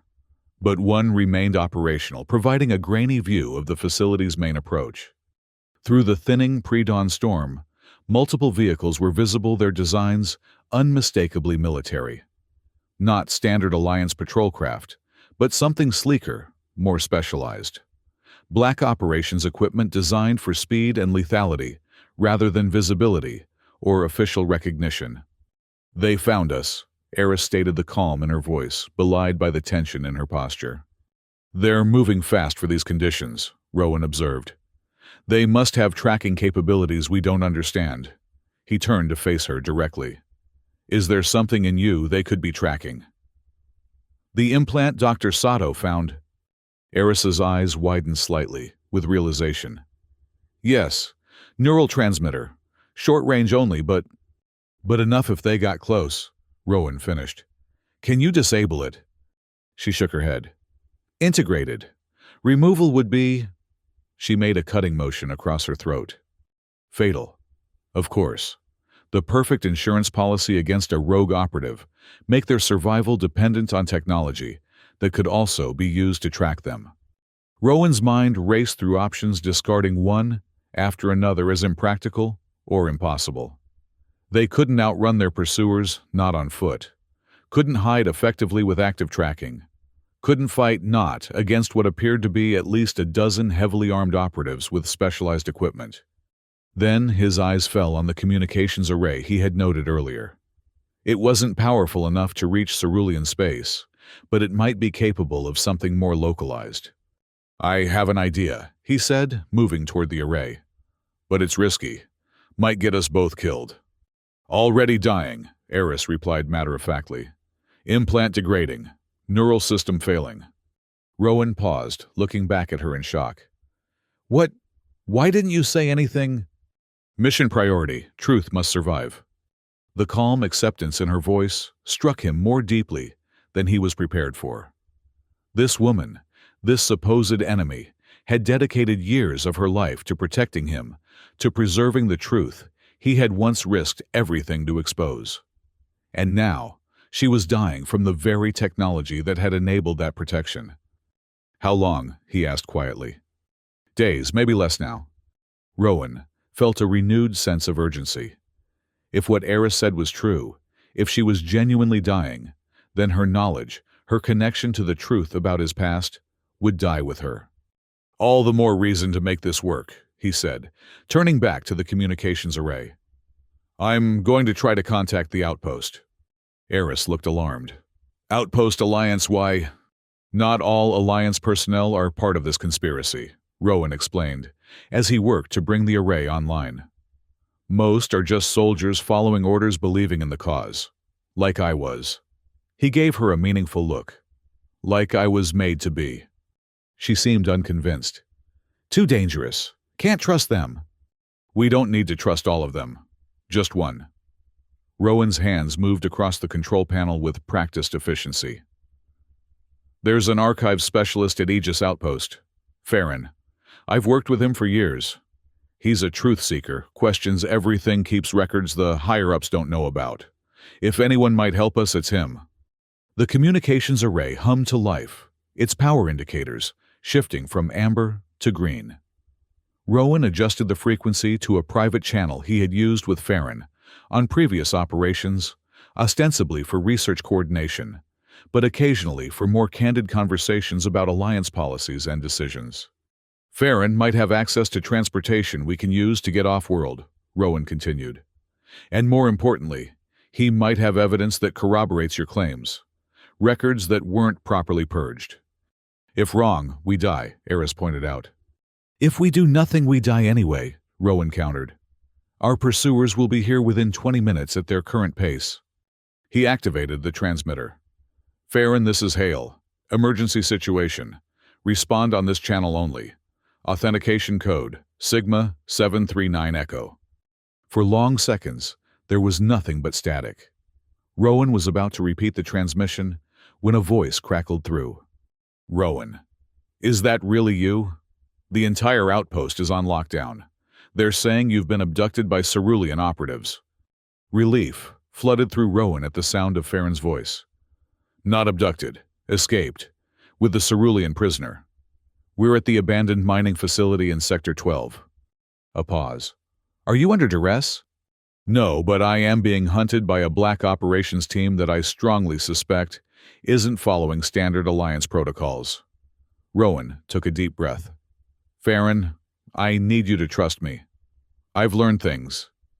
I've seen evidence that suggests parts of Alliance leadership have been running illegal operations. Mind control, memory manipulation. I think I might have been a victim. Another longer pause. That's a significant accusation, Rowan. I know how it sounds. But I need your help. We need transport off-world, and we need any records you might have access to regarding neural experimentation, memory manipulation, or something called Project Doppelganger. The silence that followed stretched uncomfortably long. When Farron finally spoke again, his voice had changed, become more cautious. You mentioned Sector 12, the old exotech mining facility. Yes, but we don't have much time. There's a Black Ops team closing in. I know, Farron replied, his tone now decidedly grim. Because I'm looking at an order that just came through for your immediate termination, signed by Captain Bellick himself. Rowan exchanged a look with Eris, who had moved closer to listen to the exchange. Can you help us, Farron? Another pause. There's an emergency shuttle in Maintenance Bay 7. It's prepped for atmospheric testing today. Security is minimal. Due to the lockdown, everyone's focused on the perimeter. If you can get back to the outpost without being detected, I can help you access it. That's at least 15 kilometers through open desert, Rowan pointed out, with hostiles between us and the outpost. I didn't say it would be easy, Farron replied. But it's your only shot. That Black Ops team isn't just any special forces, Rowan. They're cleaners. They don't leave witnesses or evidence. If they catch you at that mining facility, you'll disappear completely. Cleaners. The term sent a chill down Rowan's spine. He had heard rumors of such units, specialized teams deployed to eliminate all traces of classified operations gone wrong. No survivors, no bodies, no questions. What about records? Rowan pressed. Anything on Project Doppelganger? I've already started searching, Farron assured him. But most of this is above my clearance level. I'll need time. Time is the one thing we don't have, Rowan replied, glancing at the security feed. The approaching vehicles were closer now, maybe 10 minutes out. But whatever you can find, save it. If we don't make it to the shuttle. You'll make it, Farron interrupted with unexpected force. Because I've suspected something was wrong with Alliance operations for years. Little inconsistencies, missing records, personnel who disappear, then reappear with slightly different personalities. If what you're saying is true, then this might be what I've been looking for. Rowan felt a surge of gratitude toward the archives specialist. Thank you, Farron. Don't thank me yet. Just get to Maintenance Bay 7 by 0900 hours. I'll handle the rest.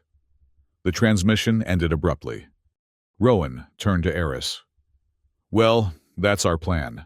Somehow get past a cleaner team, cross 15 kilometers of open desert to the outpost, then infiltrate a facility on high alert to steal a shuttle.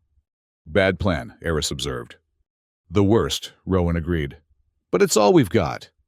He returned to the security console, scanning through the few functional exterior cameras for any potential advantage. The facility had been designed with multiple access points for the various mining operations, which meant multiple potential exit routes. But with the tracking capabilities of their pursuers, simply slipping away, unnoticed, seemed unlikely. We need a diversion, Rowan decided. Something to draw them away from our actual escape route. Eris moved to join him at the console, studying the approaching vehicles. Trap, she suggested. Use facility systems. Create explosion. It was a desperate measure, but desperation was the mother of both foolishness and inspiration. Rowan accessed the facility system schematics, searching for possibilities. The main power generators, he realized. Their old fusion systems still partially operational based on the emergency lighting. If we overload them... Big explosion, Eris finished his thought. Dangerous.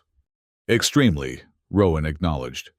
But it might be enough to create confusion, mask our departure, maybe even take out some of our pursuers if we're lucky. Remote detonation. Possible, but risky. These systems are ancient. We'd need to set it up manually, then trigger it from a safe distance. Rowan studied the schematics more closely. There's an emergency manual override in the main generator room 2 levels below us. We could set the overload sequence, then exit through the maintenance tunnels on the east side. Eris nodded, her expression resolute, despite her evident physical discomfort. Let's go. They gathered what supplies they could from the security office, the medical kit, emergency rations, tools that might serve as improvised weapons. Rowan found a partially charged energy pistol in a locked cabinet, which he appropriated despite its questionable reliability after years of neglect. As they prepared to leave, Eris suddenly gripped his arm. Rowan, if separated, if I don't survive. You will, he insisted. Listen, she continued, her grip tightening. Truth in your mind, still there. Find Cerulean Medical Facility on Procyon 4. Ask for Dr. Alara. She can recover memories. Rowan covered her hand with his own. We're both going to make it, and we'll find the truth together. But even as he spoke, the words, he recognized the pragmatic necessity of her contingency planning. The odds were stacked heavily against them. The likelihood that both would survive to reach Cerulean space was vanishingly small. Procyon 4, he repeated. Dr. Alara, I'll remember. They moved swiftly through the abandoned facility, following emergency lighting to the stairwell, leading down to the generator level. The environment grew increasingly dusty and neglected as they descended, suggesting this area had been among the first abandoned when the mining operation shut down. The generator room was a vast chamber, dominated by 2 massive fusion reactors, their curved forms looming in the dim emergency lighting like sleeping giants. Control consoles lined the walls, most dark and unresponsive, but a few still showing minimal function. Rowan approached the main control station, grateful for the basic engineering training all Alliance officers received. These are Mark 7 fusion generators. Older than dirt, but the principles are the same. He studied the readouts. They're in standby mode, providing minimal power for emergency systems. If we redirect the coolant flow and increase the reaction rate. Chain reaction, Eris concluded. System overload. Exactly. It won't be a true explosion, the containment system should prevent that, but the energy discharge will be substantial. Enough to create confusion and mask our escape.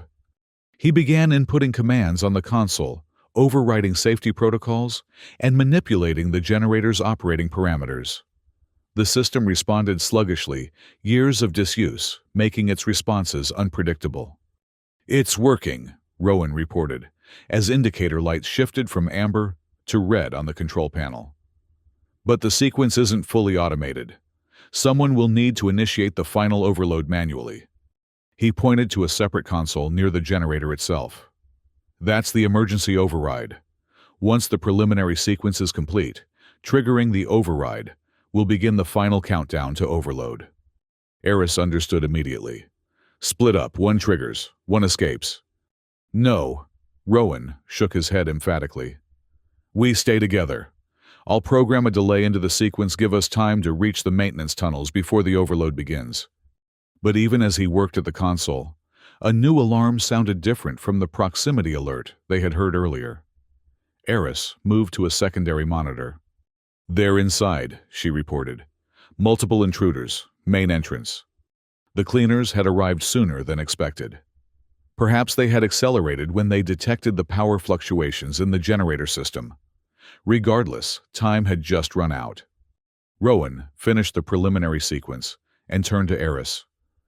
The east maintenance tunnel is 2 levels up north corridor. Get there. I'll trigger the override and follow. No, she insisted. Too dangerous. Listen to me. Rowan gripped her shoulders gently but firmly. You're injured. You're carrying crucial information about a conspiracy that threatens both our peoples. Your survival is mission priority now. The echo of her own words seemed to give Eris pause. She studied his face for a long moment, then nodded reluctantly. 5 minutes. Then I go on, with or without you. 5 minutes, Rowan agreed. Now go. She hesitated a moment longer, then turned and moved swiftly toward the stairwell, her movements surprisingly fluid despite her injury. Rowan watched until she disappeared from view, then returned his attention to the generator system. The preliminary sequence was nearly complete. Soon, he would need to activate the emergency override, initiating the final countdown to overload. The timing would be critical. Too long a delay, and the cleaners might find a way to abort the sequence. Too short, and he wouldn't have time to escape before the discharge. As he worked, Rowan found his thoughts turning to the fragments of memory Eris had shown him. Was he truly not the person he believed himself to be? Had his entire identity been constructed in an Alliance laboratory, his true memories buried beneath layers of neural programming? The questions were too vast, too profound to answer in this moment of crisis. But they fueled a determination within him. Whatever the truth might be, he deserved to know it. The real Rowan Hale, whoever that might be, deserved to emerge from the prison of false memories. The console beeped, indicating the preliminary sequence was complete. Now came the critical moment. Rowan moved to the emergency override station and began the final preparations. 3 minutes would be cutting it close, but should be enough time to reach the stairwell and begin ascending toward the maintenance tunnel. Just as he was about to initiate the countdown, a sound from the doorway made him freeze. He turned slowly to find himself facing 3 figures in sleek, tactical armor, their weapons trained directly on him. Unlike the attacker he had encountered during the escape from Aegis Outpost, these operatives weren't using stealth systems. Their armor was matte black, unadorned by insignia or identification of any kind. Their faces were concealed behind opaque visors that revealed nothing of the humans beneath. "Step away from the console," ordered the central figure voice, distorted by an electronic filter. Rowan raised his hands slowly, mind racing through limited options. The energy pistol he had found was concealed at the small of his back, but against 3 armored opponents with superior weapons, it offered little hope. "Lieutenant Rowan Hale," continued the central figure, "by authority of Alliance Security Directive 793, you are ordered to surrender for immediate processing." "Processing," Rowan repeated. "Is that what you call it now? Sounds more civilized than memory erasure and reprogramming." The operatives remained motionless, weapons unwavering. "The Cerulean operative, where is she?" "Gone," Rowan replied truthfully. "And you'll never catch her." "Incorrect," stated the operative. "Her neural implant provides continuous tracking data. Our teams are already converging on her position." A cold dread settled in Rowan's stomach. Of course, they would have multiple teams coordinating to ensure no escape. Eris was walking into a trap. "What is Project Doppelganger?" Rowan asked, playing for time, hoping against hope that Eris might somehow evade capture. The operatives exchanged glances, a subtle movement that spoke volumes. They hadn't expected him to know that name. "Your cooperation is not required, Lieutenant," the central figure finally responded. "Only your retrieval." "Alive, I assume." Rowan inched subtly toward the emergency override console. "Still valuable as a test subject." "That determination is above our authority level." Just a few more centimeters, and he could reach the activation control for the override sequence. Not that it would save him from 3 armed operatives at point-blank range, but perhaps it might create enough confusion for Eris to escape.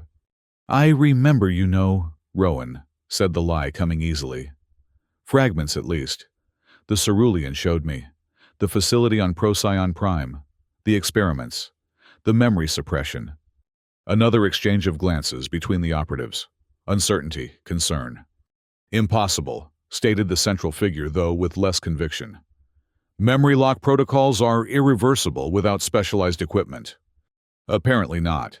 Rowan's fingers now rested against the edge of the console, inches from the activation control. "I know what Alliance leadership has been doing.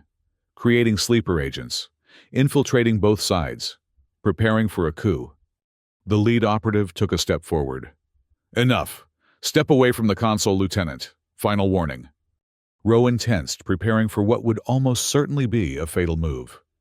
If he could just activate the override, the resulting chaos might give Eris a chance. But before he could act, The facility trembled, a deep vibration running through the structure. Then again, stronger this time.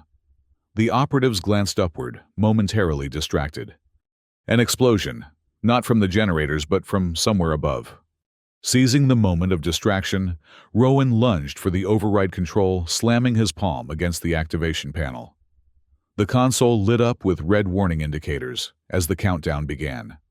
Generator overload initiated, announced an automated voice from the facility's ancient PA system. Evacuation protocol activated. 3 minutes to critical failure. The operatives reacted instantly, the leader firing a precision shot that struck Rowan in the shoulder. Pain flared hot and bright as he stumbled backward, colliding with the generator housing. Before he could recover, the second operative fired again. This time, a specialized projectile that expanded into a restraint field around Rowan's torso, pinning his arms to his sides. "Secure the prisoner," ordered the leader. "Abort the overload sequence." The third operative moved toward the console, analyzing the system. "Sequence locked. Manual override required at primary control station. Initiate procedure. We have 2 minutes to extract." As the operatives worked to secure him and abort the overload, Rowan's thoughts turned to Eris.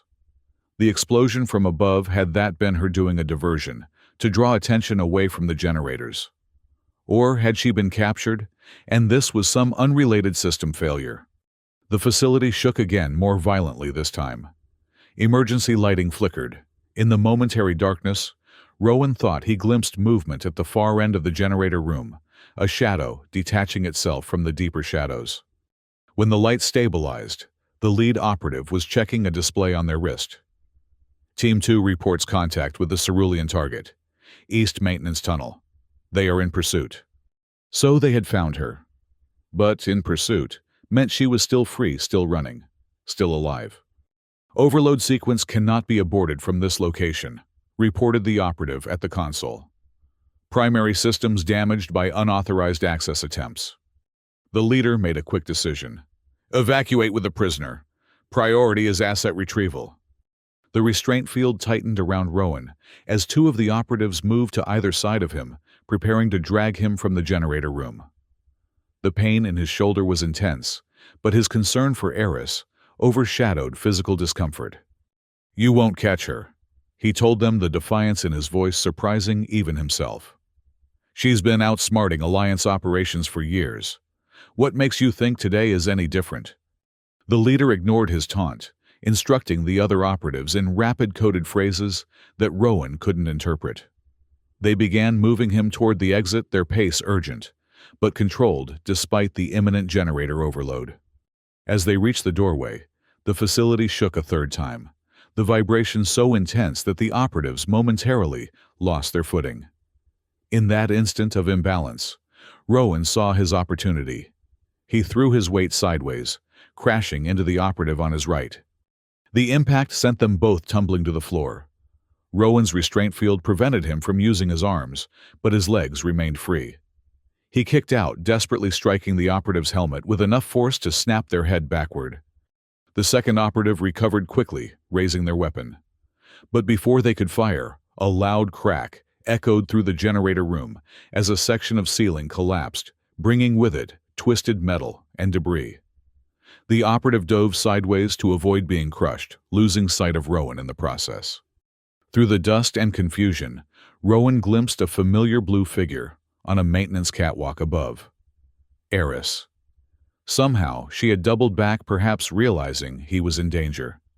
She had created the diversions, the explosions that had shaken the facility. Their eyes met across the distance. In that moment of connection, an understanding passed between them.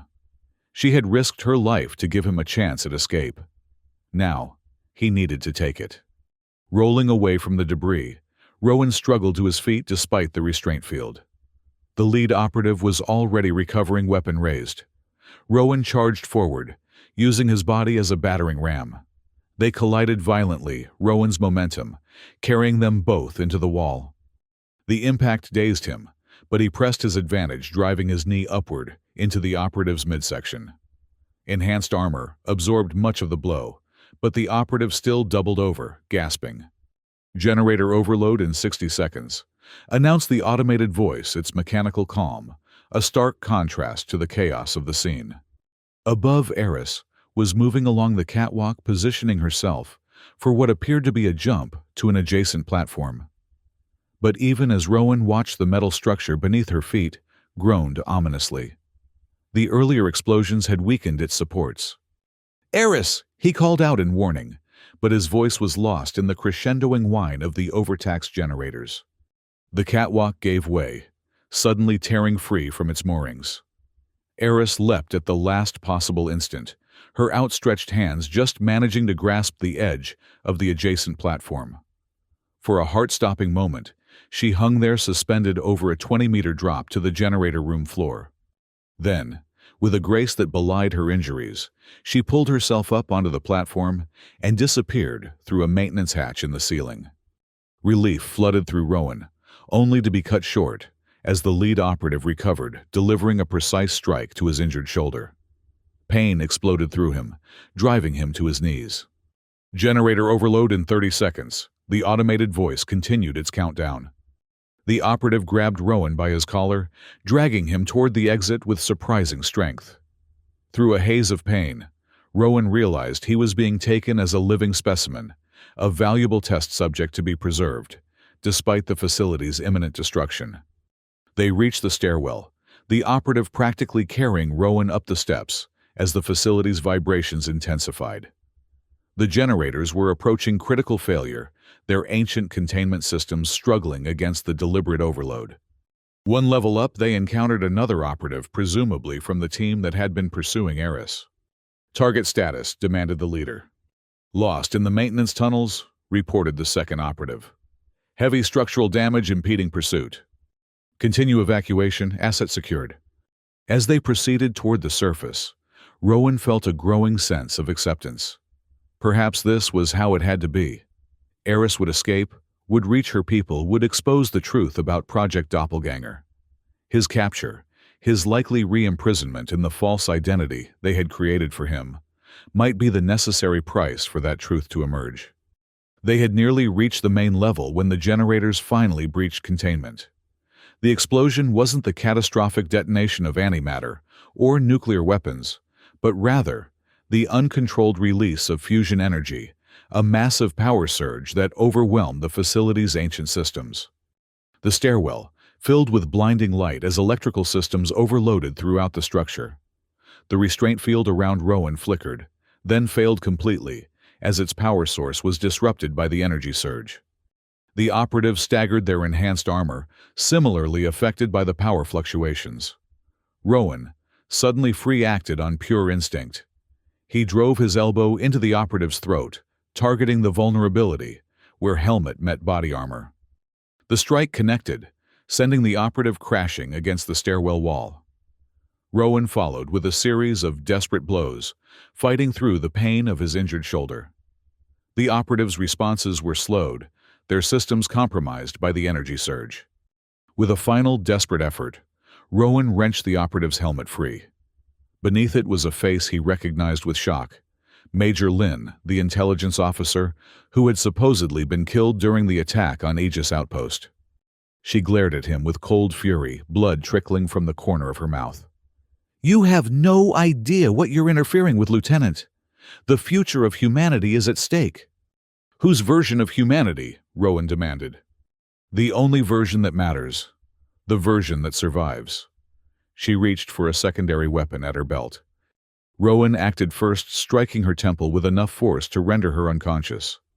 As she slumped to the ground, he appropriated her sidearm and communication device. The facility was coming apart around him, secondary explosions echoing through the structure as systems failed catastrophically.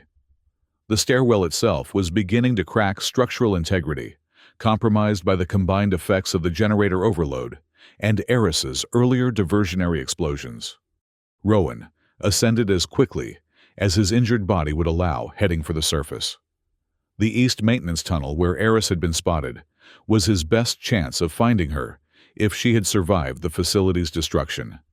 He emerged into chaos. The main level of the mining facility was partially collapsed fires, burning where electrical systems had overloaded. Emergency lighting had failed completely, leaving only the harsh daylight streaming through damaged sections of roof to illuminate the devastation.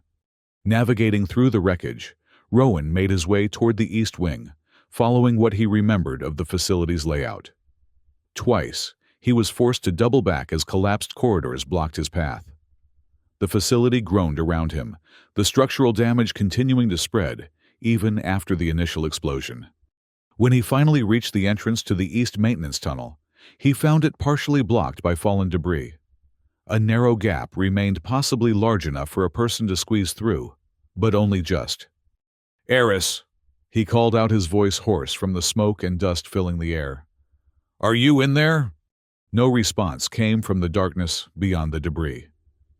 Rowan hesitated only briefly before beginning to clear away the smaller pieces, creating a passage large enough to enter.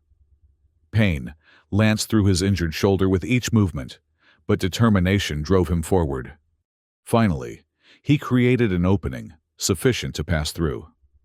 The maintenance tunnel beyond was dark, illuminated only by the beam of light from the appropriated operative's wrist device, which Rowan had managed to activate. The tunnel stretched ahead, curving gradually to follow the contours of the facility's eastern perimeter. Rowan moved cautiously, alert for signs of both Eris and potentially surviving cleaners. He had proceeded perhaps 50 meters when he heard a soft melodic sound that he instantly recognized as Eris's harmonic communication. Following the sound, he rounded a bend in the tunnel to find her sitting with her back against the wall, one hand pressed to her side. "Eris," he breathed, rushing to her side. She looked up, surprise and relief washing across her features. "Rowan, alive." "Thanks to you," he acknowledged, kneeling beside her. "Those explosions were your doing." She nodded weakly. "Maintenance systems, overloaded, created diversion." Rowan examined her quickly in the limited light. Her wound had reopened, the makeshift bandage soaked through with the dark fluid of cerulean blood. Her breathing was labored, her normally blue skin pale with what he assumed was blood loss. "We need to keep moving," he told her gently. "The facility is coming apart and there might be surviving cleaners." "Can't," she whispered. "Too weak." "I'll carry you," Rowan insisted, already positioning himself to lift her. "No." Her voice was stronger now, more determined. "Listen, important." Reluctantly, Rowan settled back, recognizing the urgency in her tone. "I'm listening." "Beacon activated. In craft. Cerulean rescue. Coming. Soon." "How soon?" "Hours. Maybe less." She winced, adjusting her position slightly. "Must reach extraction point. 5 kilometers east. Rock formation, like towers." Rowan knew the location she was describing, a distinctive geological feature, visible from Aegis Outpost on clear days. The locals called it the Sentinels. "We can make it," he assured her, though privately he worried about her condition. "But we need to start now while the cleaners are still regrouping." He helped her to her feet, supporting much of her weight as they continued down the maintenance tunnel. Her breathing grew more labored with each step, her body leaning more heavily against his. The tunnel eventually opened onto the eastern edge of the mining facility, where a service road had once connected to the main transport routes. The road was long since buried by sand, but its general path was still discernible in the landscape. To the east, the twin rock formations of the Sentinels were visible on the horizon, perhaps 5 kilometers distant, as Eris had said. Between their current position and that destination lay open desert. No cover, no shelter, no protection from either the harsh environment or potential pursuers. The mining facility behind them was now fully engulfed in secondary fires, black smoke billowing into the clear morning sky. Any surviving cleaners would be regrouping, likely calling for reinforcements. The clock was ticking. "Can you make it?" Rowan asked Eris, concerned by her increasingly labored breathing. "Have to," she replied simply. They set out across the desert, moving as quickly as Eris's condition would allow. Rowan supported her with his good arm, the other hanging painfully at his side, where the operative's shot had struck. Together, They made an unlikely pair, an Alliance lieutenant and a Cerulean operative, both injured, both fugitives, both seeking the same truth. The sun climbed higher, as they trudged through the sand, its heat intensifying with each passing hour.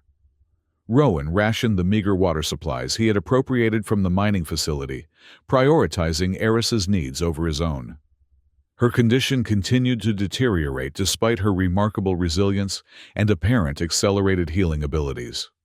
By midday, they had covered perhaps half the distance to the Sentinels. Eris could barely walk now, even with Rowan's support. They paused in the shadow of a small rock outcropping, the only available shelter in the otherwise featureless landscape. "Rest," Rowan insisted, helping her sit with her back against the rock. "Just for a few minutes." Eris didn't protest, a worrying sign in itself. Her eyes, normally so alert and intense, were becoming unfocused. Her breathing was shallow and rapid. Rowan checked her wound again, finding it worse than before. The tissue around the injury had taken on a worrying discoloration, suggesting infection or some other complication. "The implant," Eris whispered, apparently reading his concern. "Failing. Neural toxins releasing." "What can I do?" Rowan asked desperately. "There must be something." She shook her head slightly. "Nothing. Designed this way. Insurance against capture." The cruel efficiency of it struck Rowan like a physical blow. The very technology that had enabled Eris to protect him for so many years was now killing her, preventing her from falling into enemy hands with the knowledge she carried. "We need to keep moving," he said after allowing her a brief rest. "The Sentinels are still a few kilometers away." With gentle determination, he helped her to her feet once more. But this time, instead of supporting her at his side, he carefully lifted her into his arms. The pain in his injured shoulder flared, but he ignored it, focused entirely on the task at hand. Eris was surprisingly light, her slender frame belying the strength and resilience she had demonstrated. She tried to protest, but lacked the energy for more than a weak objection. "Save strength," Rowan told her. "We'll make it." He began walking again, each step an exercise in determination and pain management. The sun beat down mercilessly, the sand shifting treacherously beneath his feet. But he pressed on, driven by a conviction that transcended his training, his supposed loyalties, his manufactured identity. Time blurred, marked only by the gradual approach of the Sentinels on the horizon, and Eris's increasingly faint breathing against his chest. Rowan walked until his legs trembled with exhaustion, until sweat soaked his uniform, until his vision narrowed to a desperate tunnel focused solely on their destination. When they finally reached the shadow of the Sentinels, the twin rock formations looming above them, like ancient guardians, Rowan's strength was all but spent. He gently laid Eris down in the meager shelter, provided by the rock's shadow, then collapsed beside her, gasping for breath. For several minutes they simply lay there, both hovering on the edge of consciousness. Then Eris's hand found his, her fingers intertwining with his own, in a gesture that conveyed more than words could have. "You carried me," she whispered, her voice barely audible. "Couldn't leave you behind," Rowan replied simply. Her lips curved in a faint smile. "Just like before." Before. But Eris's attention had shifted, her gaze focused on something in the sky above them. Rowan followed her line of sight, but saw nothing except the clear blue of Ardennefor's atmosphere. "They're coming," she said, a note of relief in her weakening voice. Cloaked, but close. Rowan still couldn't see anything, but he trusted her perception. "Your people, the rescue." She nodded slightly, then winced as pain coursed through her. "Rowan, important. Must tell, before too late." "Save your strength," he urged. "You can tell me once we're safely away from here." "No time." Her grip on his hand tightened with surprising strength. "Listen, why I protected you. Not just mission." Despite his concern for her fading strength, Rowan found himself leaning closer, drawn by the intensity in her dimming eyes. "Project Doppelganger," she continued. "Not just mind control, consciousness transfer, moving minds between bodies." Rowan frowned, struggling to understand. "Transfer," You mean they can put one person's consciousness into another person's body? Yes. Alliance discovered way to extract store transfer consciousness. Her breathing hitched painfully. You discovered. Tried to warn my people. But I was caught. Rowan filled in the fragments of memory Eris had shown him earlier, beginning to align with this new information. They took me back to Alliance control. Yes, but not simple capture. Eris's expression became more urgent, as if she were using her last reserves of strength to convey this crucial information. They used you. First successful transfer. What are you saying? Rowan asked, though a terrible suspicion was beginning to form in his mind. Your body, Rowan, not your original consciousness. Her eyes held his with desperate intensity. You were someone else. Before. The implications staggered him. Not just memory manipulation, not just false identities implanted over a real one, but a complete replacement. A different consciousness entirely inhabiting his physical form. Then who? He began, but couldn't complete the question. High-ranking Alliance officer, loyal, perfect, infiltrator. Eris's voice was fading now, her strength clearly ebbing. Your real consciousness, stored, might still exist. And my real body? Rowan asked, though he feared he already knew the answer. Eris's eyes welled with tears, a sight that shocked him. He hadn't known ceruleans could cry. I'm sorry, she whispered. Destroyed, after transfer complete. The revelation should have devastated him, should have shattered what remained of his sense of identity. Yet strangely, it brought a kind of clarity. The persistent sense of disconnection he had sometimes felt, the inexplicable moments of déjà vu, the dreams that made no sense within the context of his known experiences, all now had a potential explanation. That's why you protected me, he realized. Not just for the information I had discovered, but because some part of the real Rowan Hale might still exist stored somewhere in Alliance systems. Eris nodded weakly. And because I promised. Promised who? You, she replied simply. Before they took you, we were... She trailed off, but her expression conveyed what words could not. The real Rowan Hale, the consciousness that had originally inhabited this body, had meant something to her. Something profound. Before Rowan could process this new revelation, a change in the air above them caught his attention. A ripple in the atmosphere, similar to the visual distortion of the stealth technology he had encountered before, but on a much larger scale. They're here, Eris whispered, relief washing across her features. The air above the sentinels seemed to part like a curtain, revealing a spacecraft, unlike any Alliance design Rowan had ever seen. Sleek and organic in form, it hovered silently, its surface shifting subtly to blend with the surrounding environment, even as it descended. A hatch opened in its underside, and two figures dropped to the ground with graceful precision. They approached cautiously, weapons ready, but not aimed directly at Rowan. Their skin was the same distinctive blue as Eris's, their clothing a form-fitting material that seemed to enhance rather than impede their movement. Eris, one of them called out, in standard though with a musical accent. Status. Critical, Rowan replied, when Eris proved too weak to respond. She needs immediate medical attention. Neural implant failing. The cerulean rescuers exchanged glances, then approached more rapidly. One knelt beside Eris, scanning her with a handheld device, while the other maintained a watchful position, attention divided between Rowan and the surrounding desert. Neural toxin released, confirmed the one examining Eris. We need to get her to the medical bay immediately. Together, they lifted Eris with gentle efficiency. As they prepared to carry her to the waiting craft, her hand reached out weakly, seeking Rowan's. Come with us, she managed. Rowan hesitated. Despite everything he had learned, despite the revelations about his true nature, decades of Alliance conditioning still pulled at him. To willingly enter a cerulean vessel, to abandon everything he had believed himself to be. But what alternative remained returned to the Alliance to be recaptured by the cleaners, to have his mind wiped again, to become once more an unwitting tool in their machinations. Or worse, to be disposed of as a compromised asset. And beyond these practical considerations lay something deeper, a connection to Eris that transcended their brief acquaintance.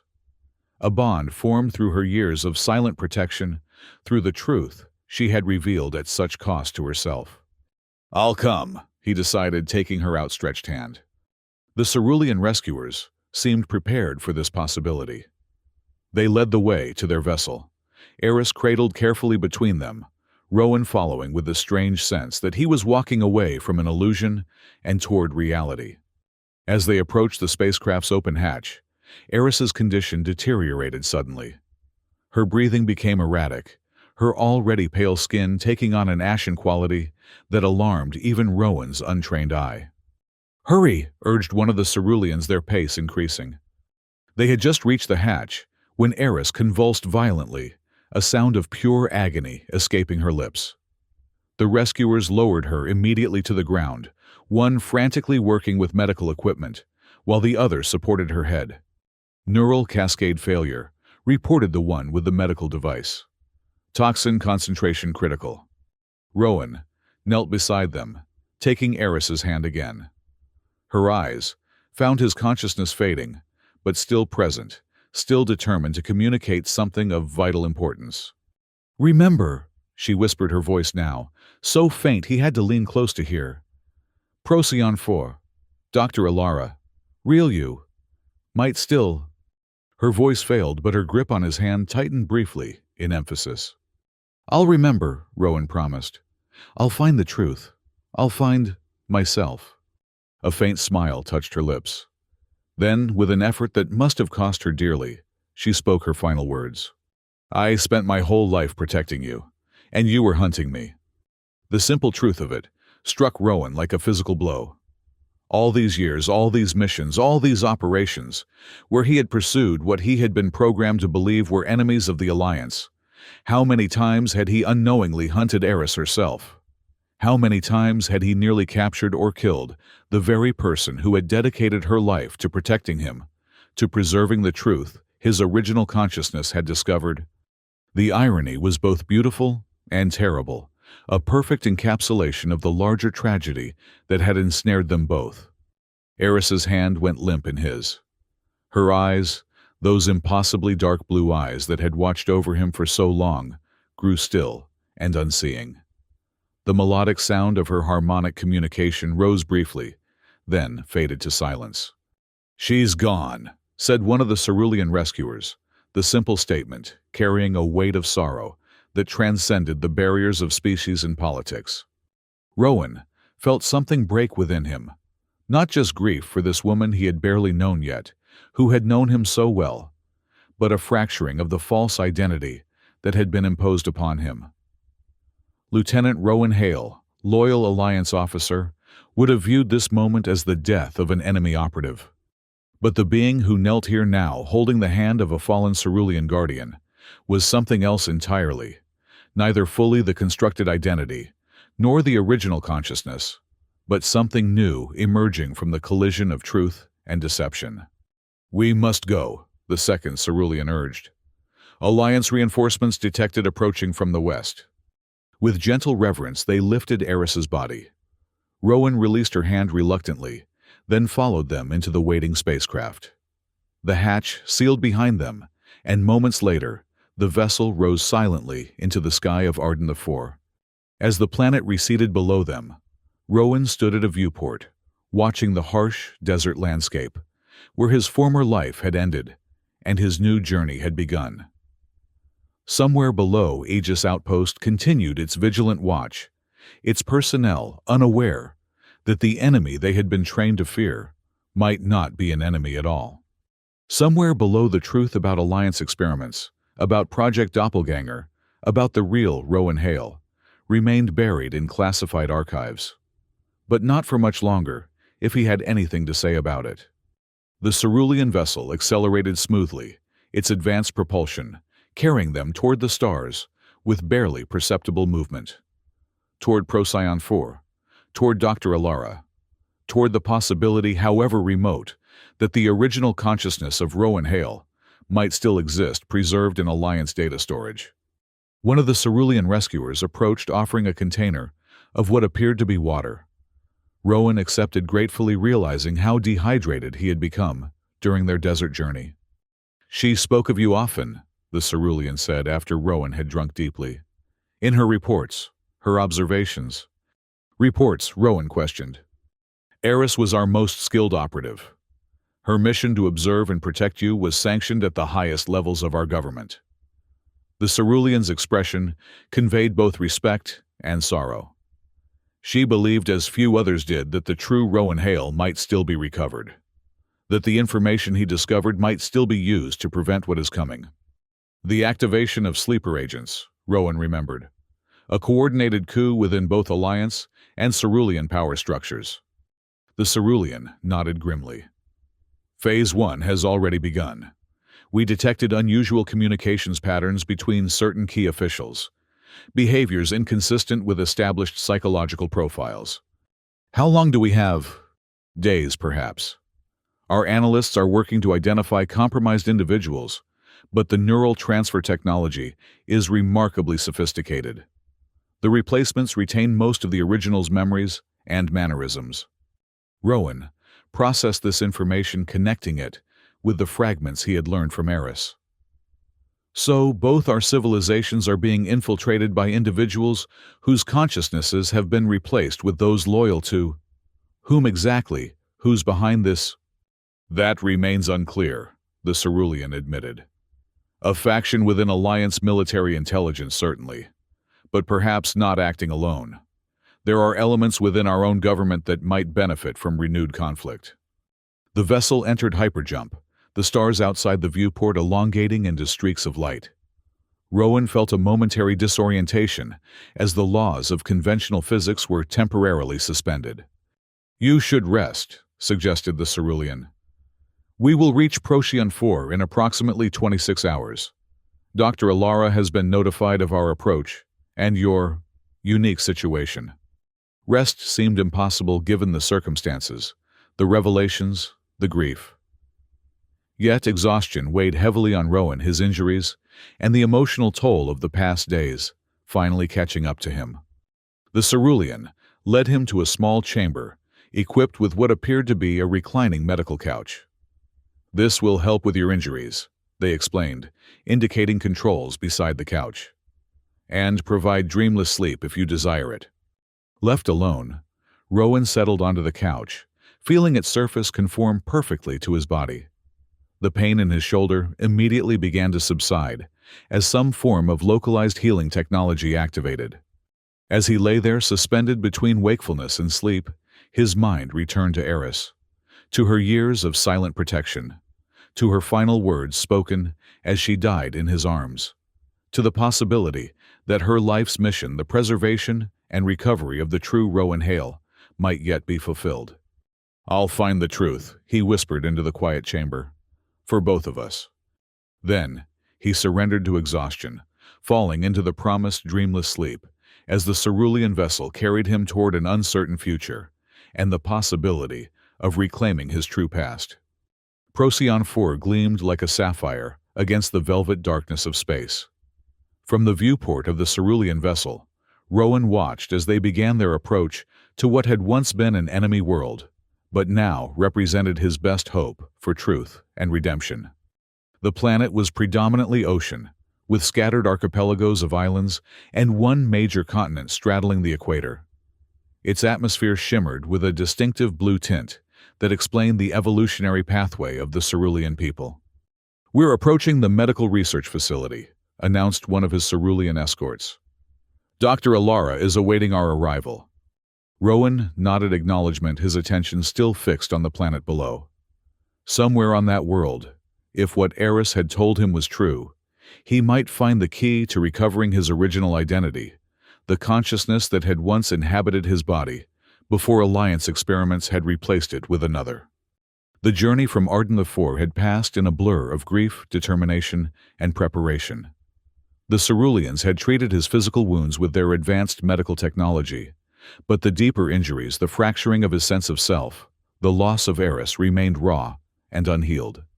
They had also provided him with information-detailed briefings on what was known about Project Doppelganger analyses of suspected compromised officials in both Alliance and Cerulean governments, and what limited data existed on the consciousness transfer technology itself.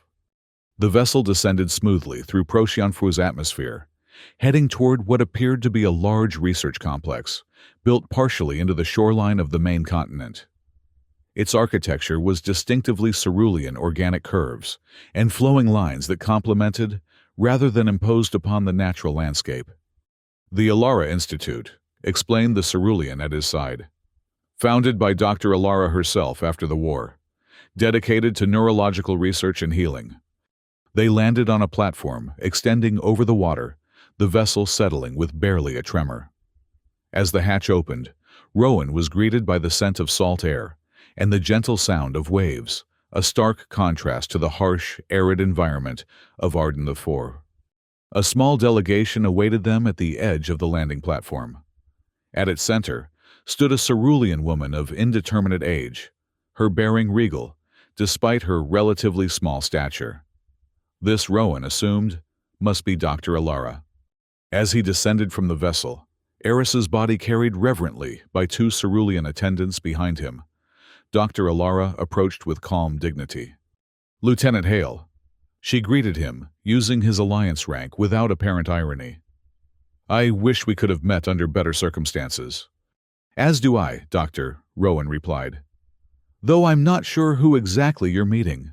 Lieutenant Rowan Hale of the Alliance Scout Corps, or whatever remains of the original consciousness that once inhabited this body." Dr. Alara's expression softened with understanding. "Identity is not so easily defined or dismissed. Whatever consciousness now animates you, you are here because you chose to be, because you chose truth over comfortable deception." Her gaze shifted to the shrouded form of Eris, and genuine sorrow crossed her features. "She believed in you, in what you represent, the possibility of understanding between our peoples, the potential for truth to overcome decades of manipulation and hostility. She gave her life for that belief," Rowan said quietly. "I intend to honor her sacrifice." Dr. Alara nodded, then gestured toward the main facility. "Come. We have much to discuss, and time grows short. Events are accelerating within both our societies." They proceeded toward the Institute Eris's body, taken in a different direction, for what Rowan presumed would be funeral preparations, according to Cerulean customs. The main building of the Institute opened into a vast atrium, filled with flowing water features and living plants, a space designed to calm and center the mind. Dr. Alara led him to a private consultation room overlooking the ocean. The wall, facing the water, was entirely transparent, creating the illusion that they were suspended above the waves. "Before we begin," she said once they were seated, "I must ask, how much did Eris reveal to you about your true nature?" "Enough to understand that I am not who I believed myself to be," Rowan replied. "That my consciousness was replaced with that of an Alliance officer as part of Project Doppelganger. That my original consciousness might still exist in storage somewhere. And that the original, I discovered something about Alliance experiments that threatened both our peoples." Dr. Alara nodded, her expression grave. "A concise summary. Allow me to provide context." She activated a holographic display between them, showing what appeared to be neural mapping data. 12 years ago, during the final phase of the war, an Alliance reconnaissance team infiltrated one of our research facilities. Unlike most military incursions, this team did not destroy or sabotage. They observed, they documented, and then they left apparently undetected. The display changed to show security footage of Alliance operatives moving through a laboratory environment. Rowan leaned closer, studying the figures. One in particular drew his attention, a tall, lean officer whose movements seemed oddly familiar, despite the face being obscured by a tactical visor. 3 weeks later, Dr. Alara continued, "This man returned alone." The footage changed again, now showing the same officer, but without the tactical gear. Rowan's breath caught as he recognized the face, his own face, yet somehow different. More open, perhaps. Less hardened by years of warfare.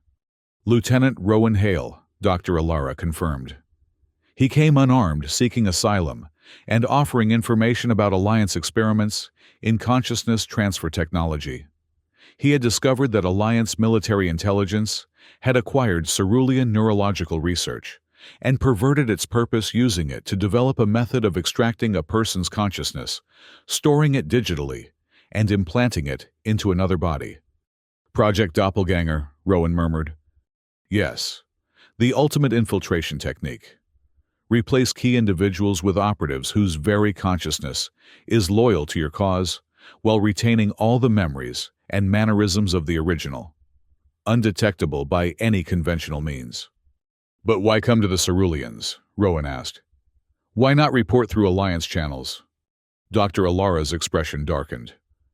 Because the project had originated at the highest levels of Alliance command, and because its first targets were not Ceruleans, but Alliance officials who advocated for peace.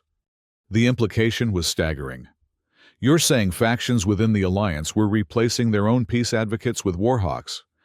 Precisely. Creating an artificial consensus for continued conflict.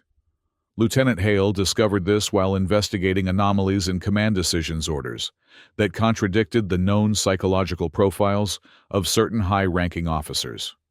The holographic display changed again, showing what appeared to be medical data alongside personnel files. He compiled evidence, documented inconsistencies, even managed to access restricted files confirming the existence of Project Doppelganger. Then, he came to us believing that cerulean neurological expertise might be the key to exposing the truth and stopping the program. But he was caught. Rowan concluded the narrative, aligning with what Eris had told him. Captured by Alliance forces. Yes, despite our best efforts to protect him.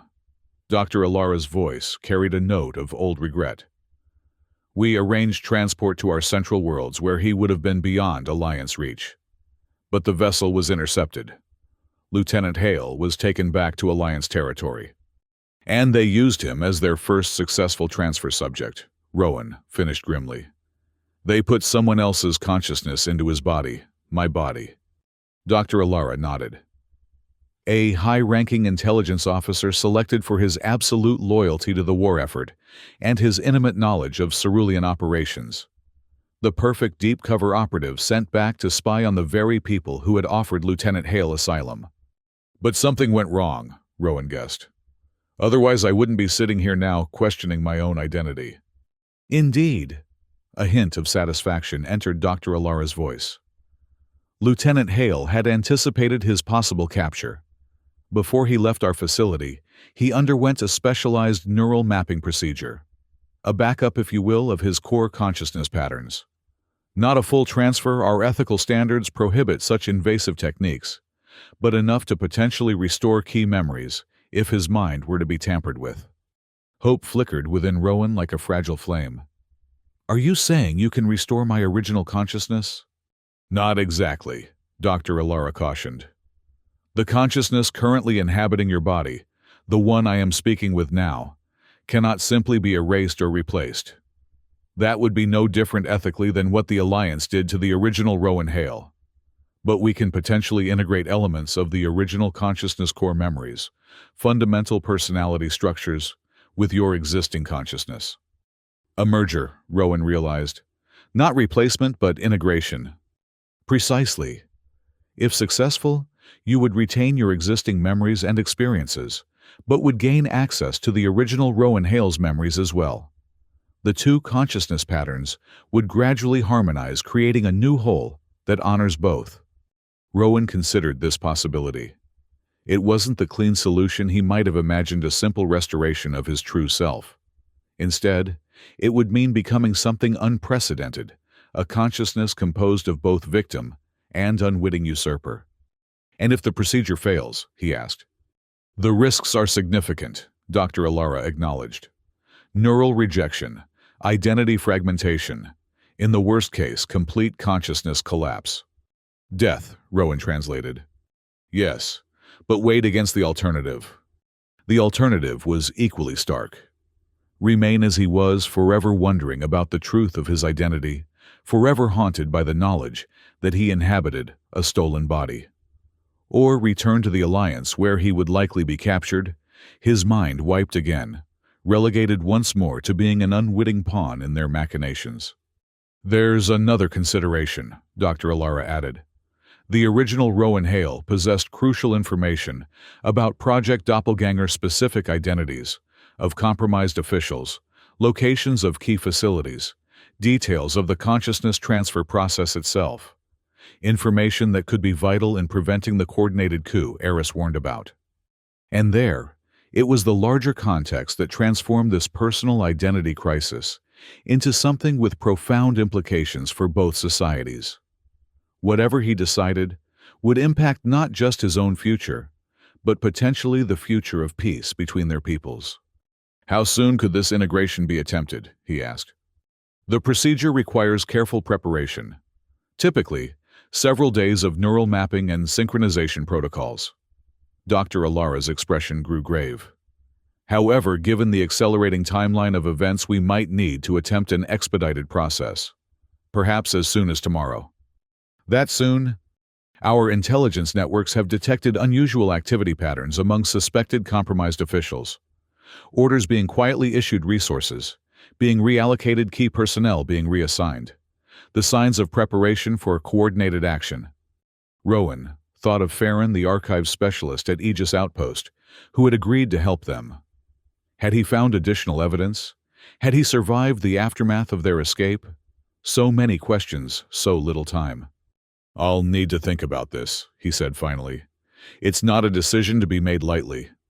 Of course, Dr. Alara agreed. You will be shown to private quarters where you can rest and contemplate. But I must emphasize, Lieutenant Time is not our ally in this matter. As if to underscore her point, a cerulean aide entered the consultation room, moving directly to Dr. Alara's side, to whisper urgently in her ear. Her expression shifted from concern to alarm. What is it? Rowan asked, instantly alert. Intelligence report, Dr. Alara replied grimly. A high-level emergency session of the Alliance Security Council has been called. Simultaneously, our own Planetary Defense Command has issued a series of unusual readiness orders. The coup, Rowan realized. It's beginning. So it would appear. Dr. Alara rose from her seat. I must consult with our security analysis team. Please consider carefully what we have discussed. A cerulean attendant will show you to your quarters. As she departed, Rowan remained at the window, watching the waves of Procyon 4 break against the shore below. The peaceful scene belied the gathering storm that threatened both their worlds, a storm set in motion by forces he had unwittingly served, inhabiting the body of a man who had tried to prevent it all. His reflection in the transparent wall stared back at him, a face both familiar and strange. Who was he really? The loyal Alliance officer constructed through neural programming? The original Rowan Hale buried beneath layers of imposed identity? Or something else entirely? Something new being forged in the crucible of these revelations? The decision before him was not simply about personal identity. It was about truth, about justice, about the future of peace between two peoples who had been manipulated into hatred and war. It was about honoring Eris's sacrifice and completing the mission the original Rowan Hale had begun. In that moment, watching his reflection against the backdrop of an alien yet beautiful world, Rowan made his decision. He would undergo the integration procedure. He would risk consciousness collapse for the chance to recover the truth and prevent the coming conflict. It was what Eris would have wanted. It was what the original Rowan Hale had died for. And perhaps it was the first truly autonomous choice this hybrid consciousness had ever made. The quarters provided by the Ceruleans were comfortable and thoughtfully designed, offering views of both ocean and sky that seemed intended to soothe and center the mind. Rowan spent hours there, alternating between meditation on his impending decision and review of the information Dr. Alara had provided about Project Doppelganger and the suspected coup. The evidence was compelling and disturbing. Patterns of behavior changes among key officials, unauthorized resource allocations, unusual military deployments on both sides, all pointing to a coordinated action designed to reignite the conflict between Alliance and Cerulean worlds. Yet questions remained. Who truly controlled Project Doppelganger? What was their ultimate objective beyond renewed warfare? And how had the original Rowan Hale discovered their operation? Sleep eluded him as these questions circled in his mind. Instead, he found himself drawn to the balcony overlooking the ocean, where the rhythmic sound of waves provided a counterpoint to his troubled thoughts. It was there in the pre-dawn hours that a Cerulean attendant found him. "Lieutenant," they said softly, "Dr. Alara requests your presence. There have been developments." Rowan followed the attendant through quiet corridors to what appeared to be a secure communication center. Dr. Alara stood before a large display showing real-time news feeds from both Alliance and Cerulean worlds. "Lieutenant," she greeted him, her expression grave. "Events are accelerating more rapidly than anticipated. Observe." The central feed showed an emergency address by the Alliance president, announcing that evidence had been discovered of a Cerulean plot to violate the Orion Treaty through deployment of stealth technology. As a precautionary measure, Alliance fleet elements were being moved to defensive positions along the border with Cerulean space. Simultaneously, Cerulean news sources reported that their government had uncovered Alliance plans for a preemptive strike against key Cerulean worlds. Their own defensive preparations were being implemented, with reluctance but resolve. The classic propaganda patterns of pre-war escalation, Rowan observed. Each side claiming defensive posture, while taking provocative actions. "Indeed," Dr. Alara agreed. "And behind it all, we believe, are the compromised officials on both sides, individuals whose consciousnesses have been replaced through Project Doppelganger, now working in concert to manufacture a crisis." "Have you identified any of these individuals?" "Some, but without definitive evidence of neural tampering. Accusations against high-ranking officials would seem like partisan attacks or conspiracy theories." She turned to face him directly. "Which brings us to your decision. Have you reached one?" Rowan nodded. "I'll undergo the integration procedure. If there's any chance it will recover information that can expose this conspiracy and prevent war, I have to try." Relief washed across Dr. Alara's features. "Thank you, Lieutenant. I believe this is the right choice, however difficult." "When do we begin?" "Immediately. The medical team has been making preparations through the night." She gestured toward an adjacent room. "If you're ready." "Ready." How could anyone be truly ready to potentially lose their identity, to merge with another consciousness, to risk complete neural collapse? Yet the alternative in action, as two civilizations marched toward renewed conflict, was unthinkable. "I'm ready," Rowan confirmed. The neural integration chamber was a circular room dominated by a sophisticated medical apparatus at its center. Cerulean technicians moved with quiet efficiency, making final adjustments to equipment that appeared both highly advanced and oddly organic in design. "The procedure has 3 phases, Dr. Alara explained, as Rowan was prepared. "First, a detailed mapping of your current neural patterns. Then, introduction of the original consciousness template we preserved. Finally, guided integration of the 2 pattern sets." Rowan nodded, watching, as a technician prepared what appeared to be a neural interface crown. Will I be conscious during the procedure?" "Yes and no," Dr. Alara replied. "Your physical body will be in a state similar to deep meditation, but your consciousness will experience the integration process subjectively as a form of interactive memory exploration." "Interactive. You will encounter memories both your own and those of the original Rowan Hale. How you engage with them will influence the integration process." She placed a hand gently on his arm. "This is not merely a technical procedure, Lieutenant. It is a journey of reconciliation between 2 consciousness patterns that were never meant to be separated." The gravity of what he was about to undergo settled over Rowan. Not simply a medical procedure, but a fundamental transformation of identity. Yet his resolve remained firm. "I understand," he said. "Let's proceed." The technicians guided him to the central apparatus, which consisted of a reclining chair, surrounded by curved arm-like extensions, holding various monitoring and interface devices. As he settled into the chair, the neural interface crown was placed carefully on his head. "Remain calm," advised Dr. Alara, taking a position where he could see her throughout the procedure. "Accept whatever memories emerge.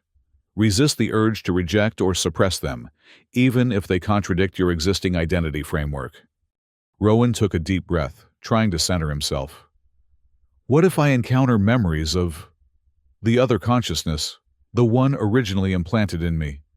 A shadow crossed Dr. Alara's expression. "That is a possibility we cannot discount. If it occurs, observe, but do not engage. That consciousness pattern is not part of this integration." With final adjustments completed, the technicians stepped back. Dr. Alara gave a subtle nod, and one of them activated the procedure. The neural interface crown hummed softly against Rowan's scalp. A gentle warmth spread through his head, accompanied by a sensation like fingers of light, probing delicately into his mind. He focused on his breathing, accepting the strange sensations, rather than resisting them. "Neural mapping initiated," reported a technician. "Pattern recognition stable." "Good," Dr. Alara acknowledged. "Proceed to Phase 2 when ready." The warmth intensified slightly, and Rowan began to experience unusual visual phenomena, patterns of light behind his closed eyelids, forming and dissolving like abstract art in constant motion. "Template introduction commencing," announced another technician. And suddenly, Rowan was no longer consciously aware of the integration chamber.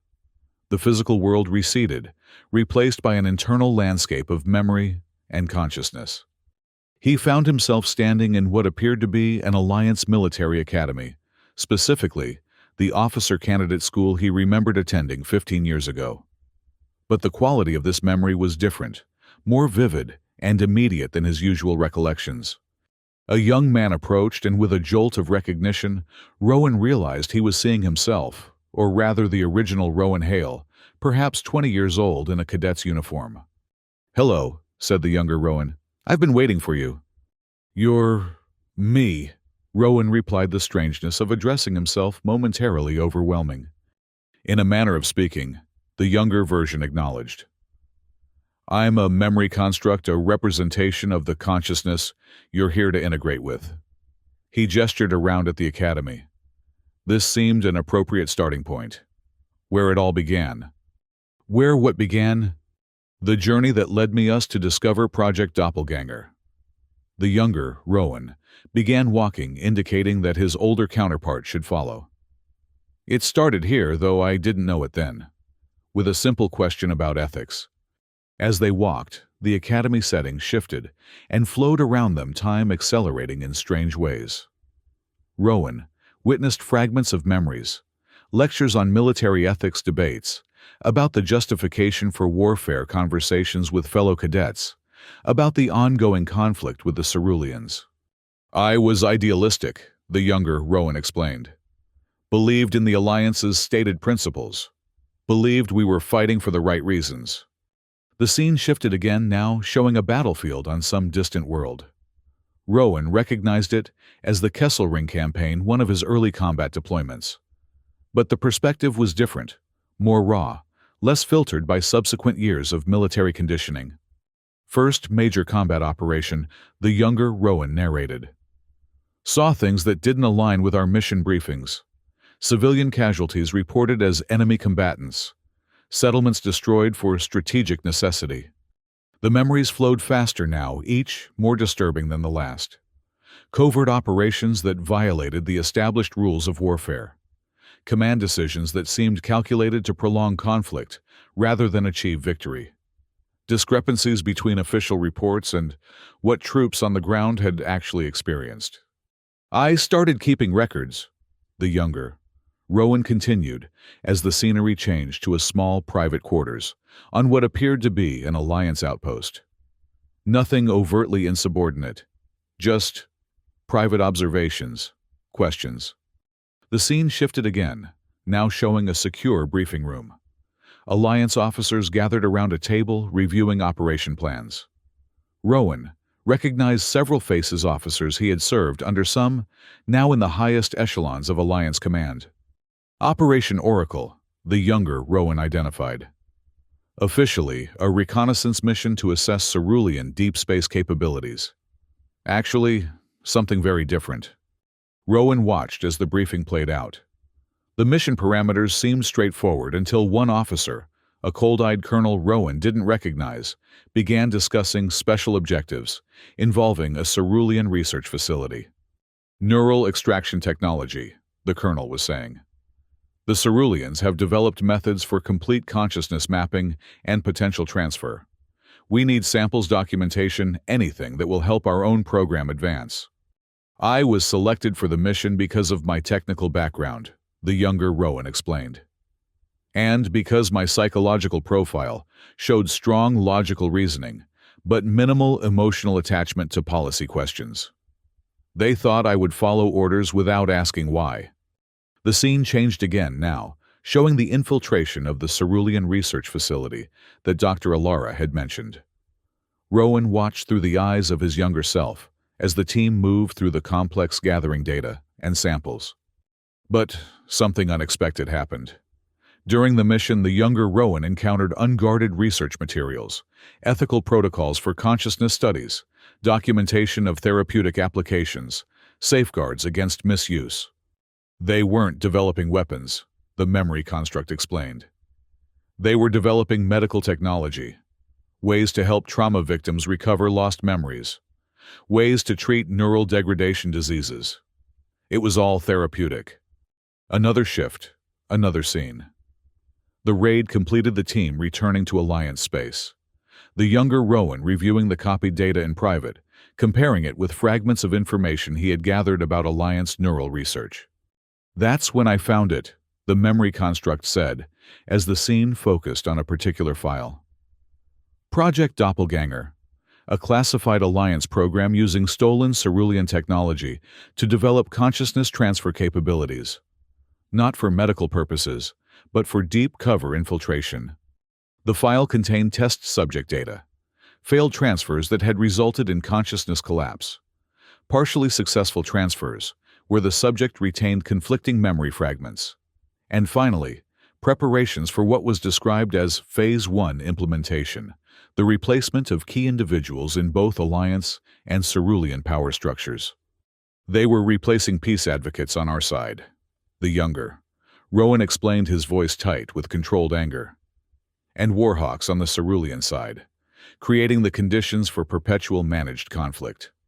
But why? Rowan asked, struggling to comprehend the scope of the conspiracy. What purpose would perpetual war serve? Resource allocation, power consolidation. The military-industrial complex thrives during conflict. The younger Rowan's expression was grim. And there were indications of a third party benefiting from both sides' continued warfare. An entity or organization referred to only as the Directorate in the classified files. The scene shifted again, showing the younger Rowan's decision to defect, to bring the evidence to the ceruleans, in hopes they could help expose the conspiracy and end the artificial conflict. His arrival at the cerulean research facility, his meeting with Dr. Alara, and then darkness, pain, capture. This is where my direct memories end, the memory construct said quietly. What happened next exists only in fragmented form, preserved through the neural mapping procedure Dr. Alara performed. The darkness gave way to clinical lights, Alliance medical facility, faces looming overhead, cold and calculating. The sensation of being strapped down, unable to move, as machines hummed ominously nearby. Subject consciousness extraction commencing, announced a technician's voice. Pain beyond description. The feeling of self being pulled apart, digitized, stored. And then emptiness. A void where identity had been. Rowan reeled from the intensity of these memories, the horror of what had been done to the original consciousness that had inhabited his body. "They extracted your consciousness," he whispered. "Yes," the memory construct confirmed. "And replaced it with another. A loyal Alliance intelligence officer who would return to the Ceruleans as a deep-cover operative, believing himself to be a defector seeking asylum. Me, Rowan realized, or who I was programmed to be. A construct identity built around the consciousness of Colonel Trent Mercer, the younger, Rowan clarified. A brilliant but ruthless intelligence operative who volunteered for the procedure. His physical body was terminally ill. This offered him a new life, a new mission. Colonel Trent Mercer. The name struck Rowan like a physical blow. It meant nothing to him consciously, yet somewhere deep in his mind, it resonated with terrible familiarity. But something went wrong, Rowan said, remembering Dr. Alara's explanation. The construct identity Mercer in my body didn't function as intended. No, agreed the memory construct. The neural mapping I underwent with Dr. Alara created resistance, subconscious interference, and there was Eris. At the mention of her name, the scenery changed again. Rowan found himself watching as Eris, younger but unmistakable, worked with Dr. Alara to prepare for his original self's evacuation to Cerulean Central Worlds. She was assigned as my protection detail, the memory construct explained. But it became more than an assignment for her. We became close during the weeks I spent at the research facility. Rowan witnessed moments between them, conversations that evolved from cautious professional exchange to genuine connection, shared meals, quiet walks along the shores of Procyon 4. A bond forming across the divide of their species and the gulf of their world's hostility. When I was captured, she blamed herself, the younger, Rowan continued. Requested permanent assignment to monitor the construct identity that replaced me, to watch for any sign that my original consciousness might resurface, to protect what remained of me. For 12 years, Rowan marveled. She watched over me for 12 years. Until the implant began to fail. Until she realized that Project Doppelganger was entering its final phase. Until she had no choice but to reveal herself and attempt direct intervention. The memory landscape shifted once more, returning to the neural integration chamber in a strange overlay of past and present. The memory construct of the younger Rowan stood before him, expression solemn. Now you understand, he said. Now you know what was taken from me, from us, and what must be done to prevent it from happening to countless others. Rowan nodded slowly. The integration, the merging of your consciousness with mine. Not replacement, the younger version emphasized. Integration, harmony, a new whole greater than its parts. He extended his hand. Are you ready? It was the question Dr. Alara had asked him in the physical world. Was anyone truly ready for such a profound transformation? Yet now, having witnessed the truth, understanding the stakes, Rowan found his resolve stronger than ever. He reached out, taking his younger self's hand. I'm ready. The moment their hands touched, something extraordinary happened. The barriers between memory and identity, between past and present, between original and imposed consciousness, began to dissolve. Not violently or chaotically, but in a careful, almost choreographed integration. Memories flowed between them, the original Rowan's childhood and formative years, his academy training, his growing ethical concerns about the war. The constructed identities' experiences at Aegis outpost missions conducted under the belief they served Alliance security fragments of Colonel Mercer's personality that had survived the transfer. And beneath it all, a foundation of shared values that transcended the artificial division of their consciousness, commitment to truth, to justice, to the authentic exchange between individuals and peoples that constituted real peace, rather than merely the absence of open conflict. As the integration progressed, Rowan became aware of something unexpected. Resistance, not from himself or the memory construct of his original consciousness, but from something else. Something buried even deeper, fighting against the integration process. Colonel Trent Mercer. Not just fragments of programming or behavioral templates, but a portion of consciousness that had remained separate, dormant, yet intact within the neural architecture of Rowan's brain. He's still here, Rowan realized with growing alarm. Part of him survived hidden beneath the constructed identity. The memory construct of his younger self looked equally concerned. This complicates the integration. His consciousness pattern is incompatible with ours, directly opposed in fundamental values and objectives. The resistance grew stronger, manifesting in the shared consciousness space, as distortions as flashes of alien memory. Mercer's original training as an intelligence operative, his involvement in the early stages of Project Doppelganger, his voluntary submission to the consciousness transfer procedure. "We need to isolate his pattern," the younger Rowan urged. "Contain it before it disrupts the integration." Together, they focused their combined will on identifying and segregating the Mercer consciousness fragments. It was delicate, painstaking work, separating neural patterns that had become intertwined through years of coexistence within the same physical brain. But as they worked, something extraordinary happened. The more completely they integrated their own consciousness patterns, the more distinct and separate Mercer's became. Like oil separating from water, the fundamental incompatibility of their values and objectives made the division possible. Finally, the Mercer consciousness fragments were isolated, contained within a segregated portion of neural architecture, where they could neither influence nor interfere with the newly integrated consciousness that was emerging. As the integration neared completion, Rowan experienced a profound sense of wholeness, of authenticity, that had been missing throughout his constructed existence. He was neither fully the original Rowan Hale, nor the identity that had been imposed upon him, but something new, a synthesis that honored both journeys, while transcending their artificial separation. The memory landscape began to fade, the subjective experience of integration giving way to the return of physical awareness.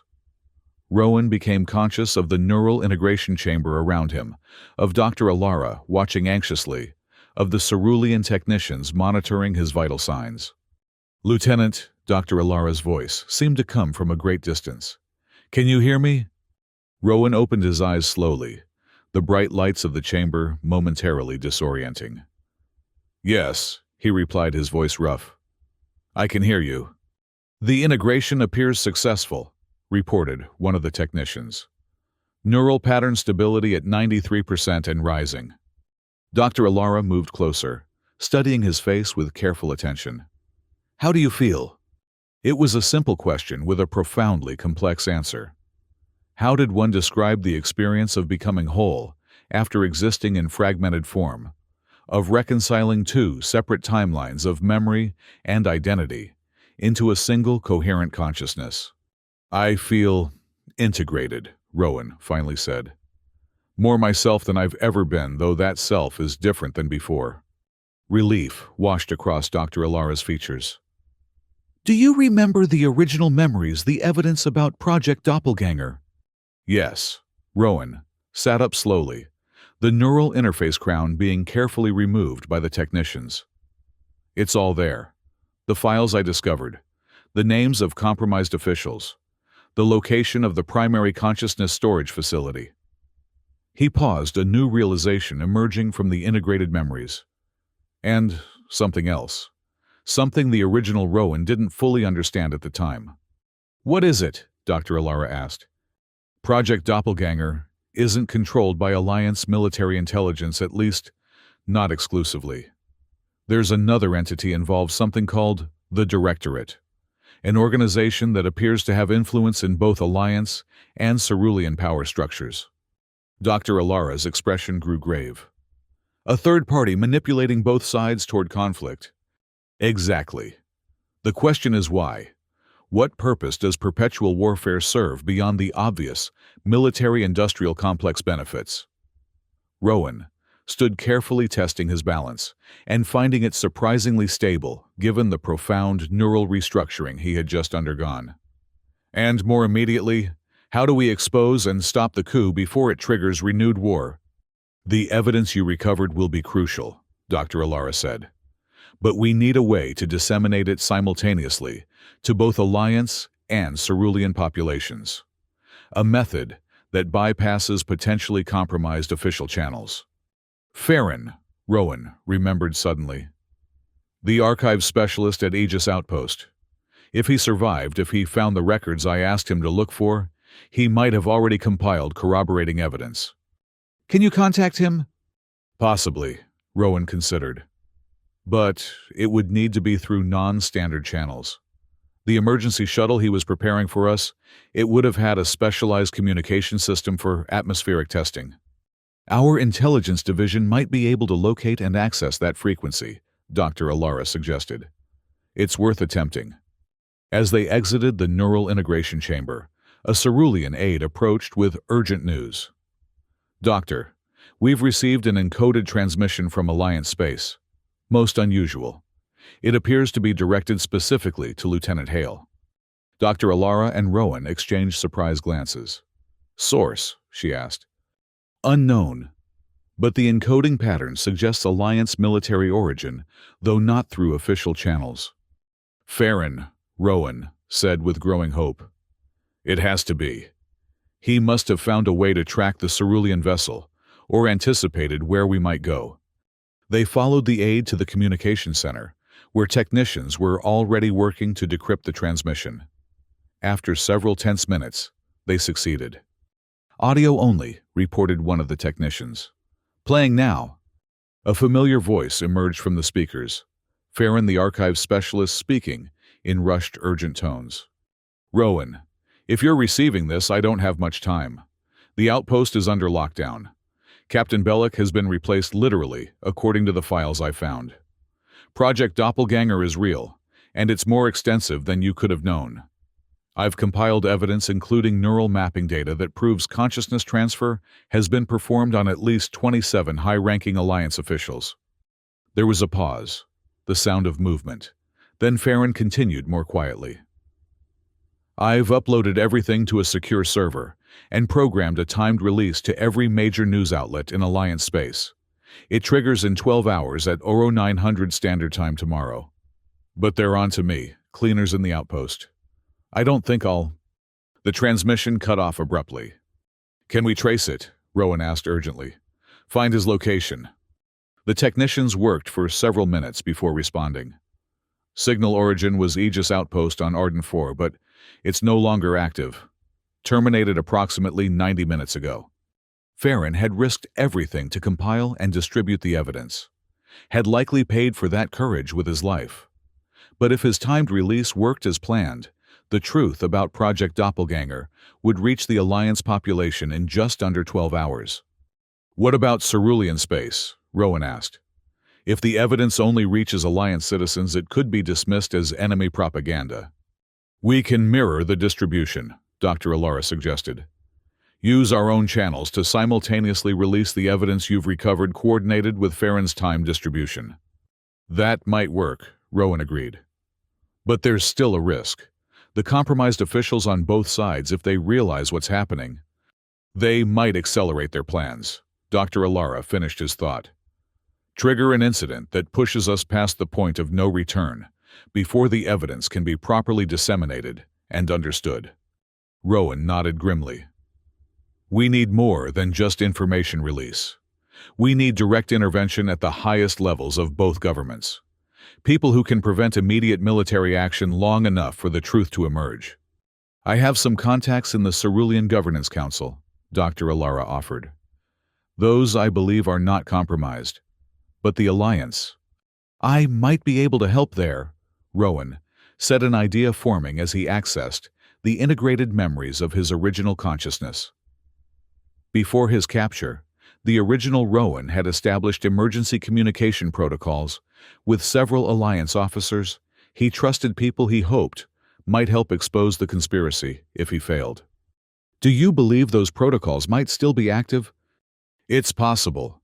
Alliance emergency comm systems are designed for extraordinary longevity. If I can access a secure transmitter with sufficient range, Dr. Alara was already moving toward the communication station. Our quantum relay can reach anywhere in Alliance space. If you have the protocols, we can attempt transmission immediately. For the next hour, Rowan worked with the Cerulean technicians to reconstruct and implement the emergency communication protocols his original consciousness had established. The process was challenging. The protocols had been designed for use with Alliance encryption systems, requiring creative adaptation to function through Cerulean technology. Finally, they were ready. Rowan recorded a concise message explaining the situation, providing key evidence points about Project Doppelganger, and urging immediate intervention to prevent military action until the full evidence could be publicly released. The message was directed to three specific individuals: a fleet admiral, who had been the original Rowan's mentor at the Academy, a senior diplomat known for ethical stance during the peace negotiations, and a Defense Ministry official who had expressed private concerns about anomalous command decisions. "Transmission complete," announced the technician. No way to confirm receipt given the security measures, but the signal reached its destinations. Now all they could do was wait and prepare. Dr. Alara coordinated with her contacts in the Cerulean government, arranging for the evidence to be delivered to trusted officials who might be able to temporarily halt any military response. Rowan, meanwhile, worked with Cerulean intelligence analysts to compile the most compelling and concise presentation of the evidence for public release. The challenge was considerable, making complex neuroscience and the concept of consciousness transfer understandable to general populations, while providing sufficient technical detail to be credible. As they worked, reports continued to flow in from both Alliance and Cerulean space. Fleet movements, diplomatic communications being suspended, emergency security measures implemented at key facilities. The machinery of war grinding inexorably into motion. 8 hours until Farron's timed release, Rowan noted, as they finalized their preparations. If the compromised officials realize what's coming, they'll strike first, Dr. Alara finished. Create an incident so severe that evidence of conspiracy becomes irrelevant in the face of immediate threat.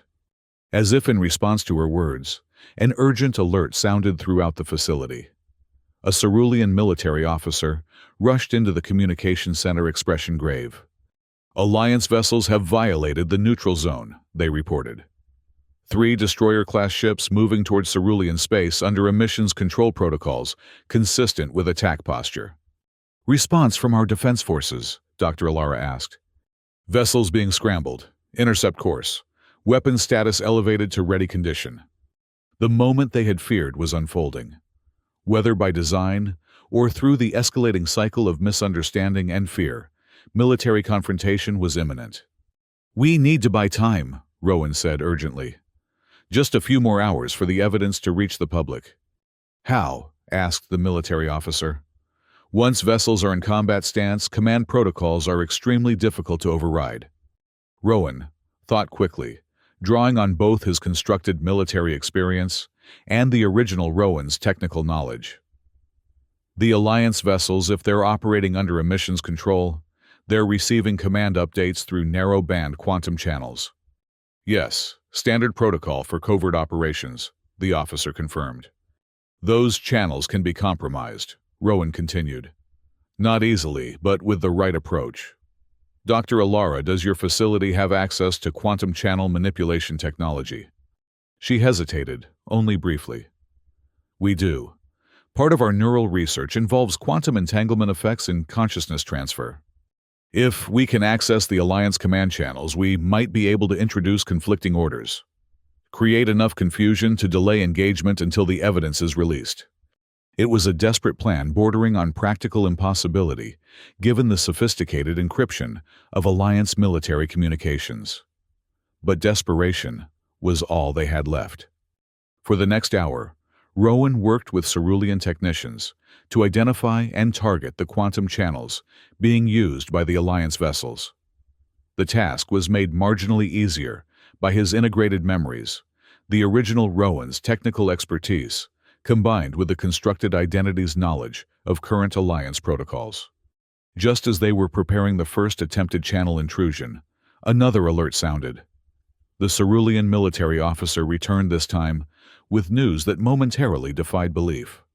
The Alliance vessels have altered course, they reported. They're returning to the neutral zone boundary. Weapon systems powering down. Dr. Alara looked to Rowan in surprise. Your emergency communications. Someone must have responded. Perhaps, Rowan acknowledged, though. He remained cautious. Or it could be a tactical repositioning. We need to maintain our efforts.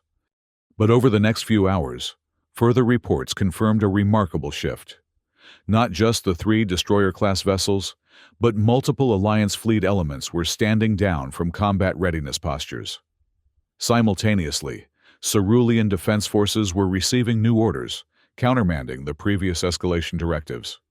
It's working, Dr. Alara said with cautious optimism. Either your contacts in Alliance Command or mine in the Governance Council, someone is intervening. 7 hours after Farron's transmission, with just 5 hours remaining until his timed evidence release, they received confirmation that changed everything. A joint statement from the Alliance President and the Cerulean High Counselor announcing temporary suspension of all military operations, pending investigation of serious allegations regarding unauthorized actions by elements within both governments. They're buying time, Rowan realized, creating space for the evidence to emerge without immediate military confrontation. But the compromised officials, Dr. Alara cautioned, they won't simply accept defeat. No, Rowan agreed. They'll try to contain the damage, discredit the evidence, maintain control of the narrative. The joint statement was followed by a series of increasingly chaotic reports from both Alliance and Cerulean space. Certain military commanders refusing to acknowledge stand-down orders. Security forces deployed to government facilities in what appeared to be competing chains of command. News networks reporting contradictory statements from different officials claiming legitimate authority. The power struggle is happening in real time, Dr. Alara observed. The uncompromised leadership asserting control against the doppelganger operatives. 5 hours passed in a blur of reports, analyses, and preparations. Then, precisely at 0900 Standard Time, Farron's timed release activated. Across Alliance space, news networks, information channels, and personal communication devices received comprehensive data packages exposing Project Doppelganger. Simultaneously, Dr. Alara's team released their parallel evidence to Cerulean information networks, creating a coordinated revelation that would be difficult to dismiss as propaganda from either side. The impact was immediate and profound. Initial confusion gave way to stunned recognition as the evidence proved too substantial, too well documented to be easily discredited. Technical experts confirmed the authenticity of the neuroscience. Whistleblowers emboldened by the initial releases came forward with corroborating testimony. Within hours, emergency sessions of the Alliance Security Council and the Cerulean Governance Assembly had been convened. Special investigation units were deployed to secure the facilities identified in the evidence, including the primary consciousness storage center, where the original identities of replaced officials might still exist. And at the center of the storm, in the relative calm of the Alara Institute on Procyon IV, Rowan watched as the truth he had twice sacrificed to reveal finally emerged into the light. "What happens now?" he asked Dr. Alara as they monitored the unfolding events. "Healing," she replied simply, "for both our peoples. The exposure of this conspiracy creates an opportunity for genuine understanding rather than manipulated hatred. The path won't be easy or quick, but it's finally authentic." Rowan nodded, finding in her words an echo of his own integrated perspective. "And the consciousness storage facility, the original identities of those who were replaced. If they can be recovered as yours was," Dr. Alara left the implication hanging. The possibility was both hopeful and profoundly complex. Not simple restoration as his own case had demonstrated, but integration, reconciliation, synthesis of divided selves into new wholes. "There's something else we need to address," Rowan said after a moment. "The third party, the Directorate. They're barely mentioned in the evidence releases, but They're the ultimate architects of all this. Yes, Dr. Alara agreed. A mystery that remains to be solved. Who are they? What was their true objective in promoting conflict between our peoples? And how deeply are they embedded in both our societies? Questions for the future. Investigations yet to be undertaken. But for now, the immediate threat of renewed warfare had been averted. The artificial conflict created through neural manipulation and consciousness replacement had been exposed. Truth, however painful and complex, had prevailed over orchestrated deception. 2 days later, as the immediate crisis stabilized and longer-term investigations began, Rowan stood on the shores of Procyon 4, watching the alien, yet somehow familiar ocean break against the rocks. The integration of his consciousness had continued to settle memories and perspectives, harmonizing into a coherent whole that was neither purely the original Rowan Hale nor the constructed identity, but something new and authentic. Dr. Alara joined him, respecting his contemplative silence for several minutes before speaking. The Cerulean Governance Assembly has extended an official invitation. They would like you to testify about your experiences to help them understand the full scope of Project Doppelganger. And the Alliance, Rowan asked.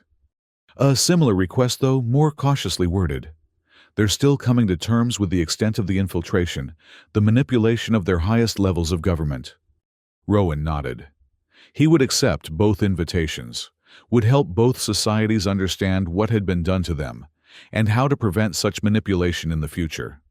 It was, he realized, the purpose toward which both versions of himself had been working all along the original Rowan, through his ethical questioning, and brave defection the constructed identity, through its final rejection of programming in favor of truth.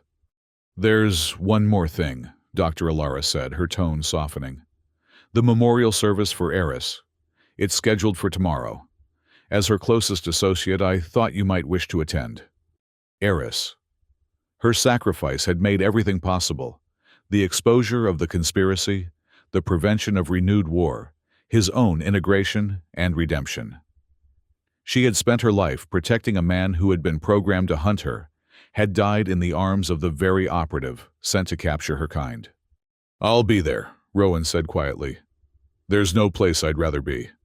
As Dr. Alara left him to his thoughts, Rowan turned his gaze once more to the ocean. The waves continued their endless cycle, breaking against the shore, then receding only to gather and return again.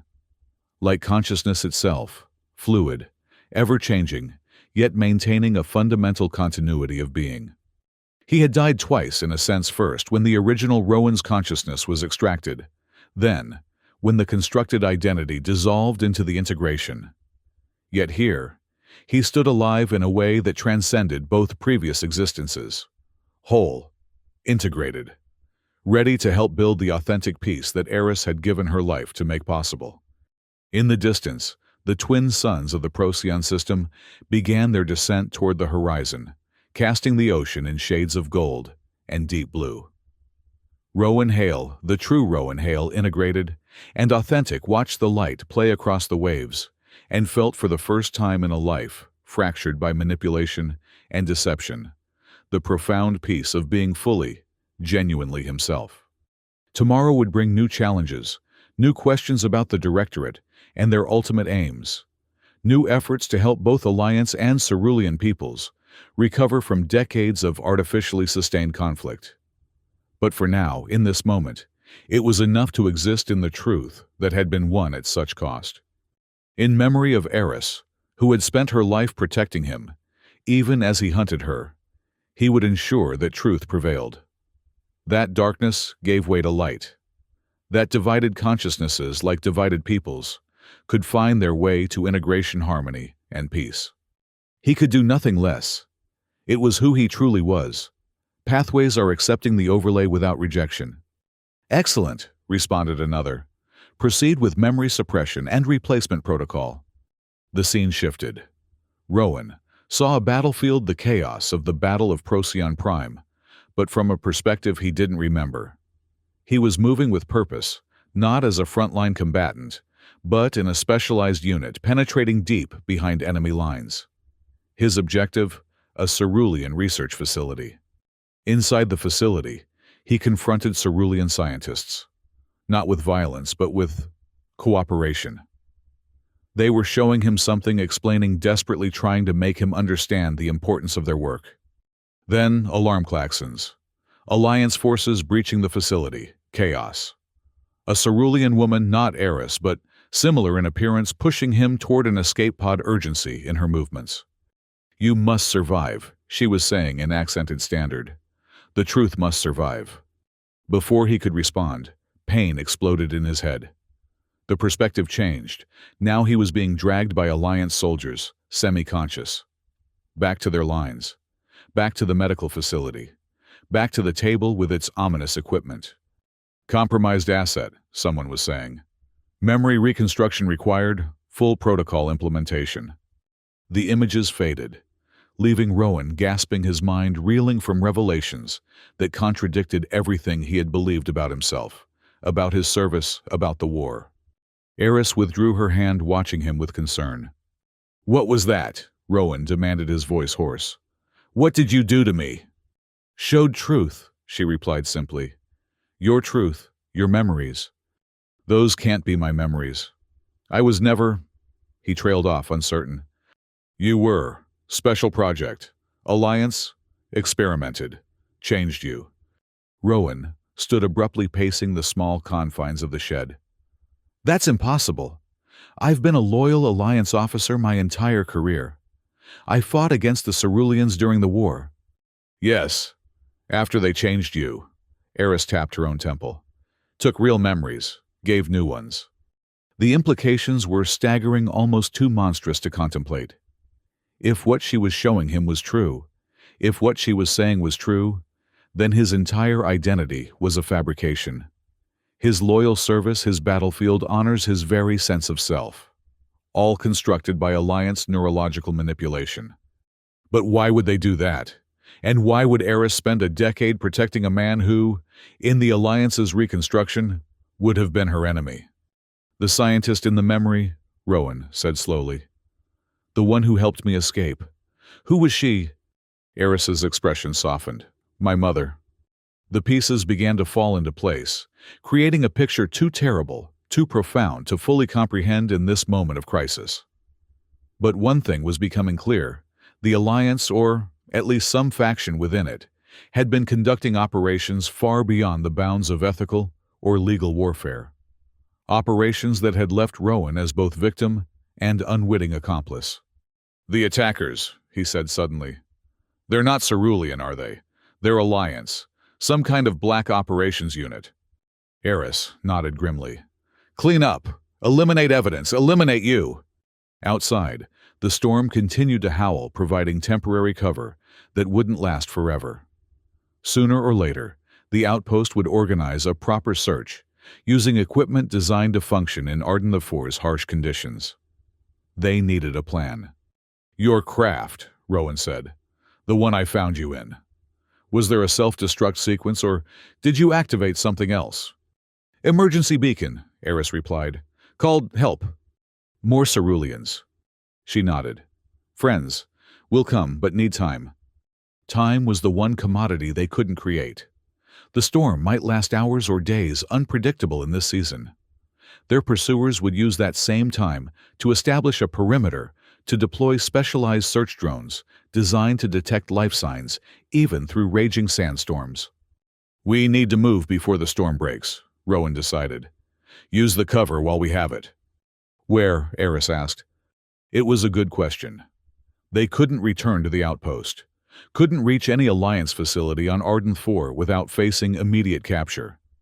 The nearest neutral settlement was hundreds of kilometers away, an impossible journey on foot through the desert. Then, Rowan remembered something from his early days at the outpost, a survey he had conducted of abandoned mining facilities in the region.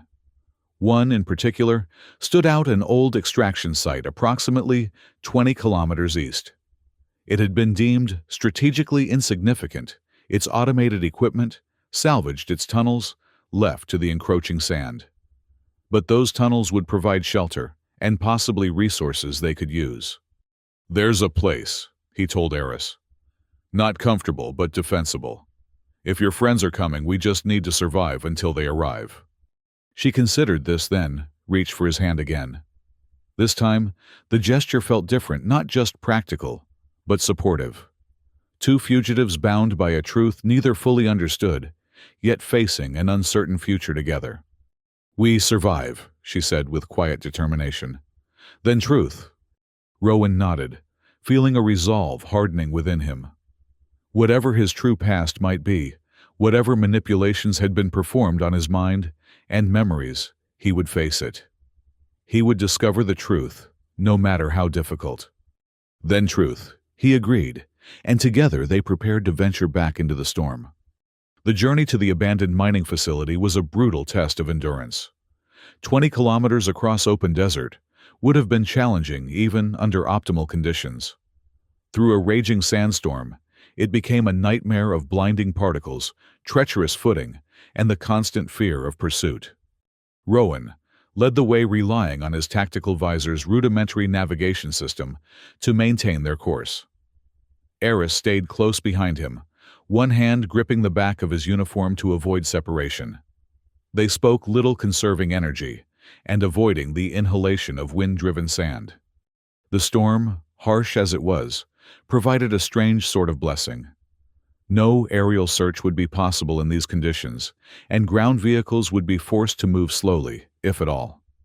Their tracks disappeared almost as soon as they were made erased by the constantly shifting surface of the desert.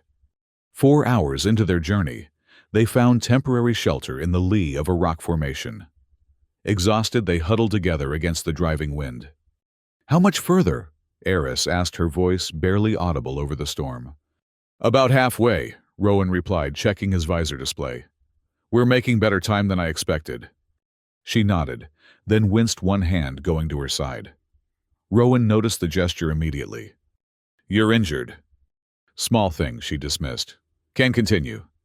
But when Rowan activated his wrist light for a better look, he saw that her simple medical gown was stained with a dark liquid cerulean blood, leaking from what appeared to be a wound in her side. "Why didn't you say something?" he demanded, moving to examine the injury more closely. Eris pulled away slightly. "Mission priority, keep moving." "Not if you're bleeding out," Rowan insisted.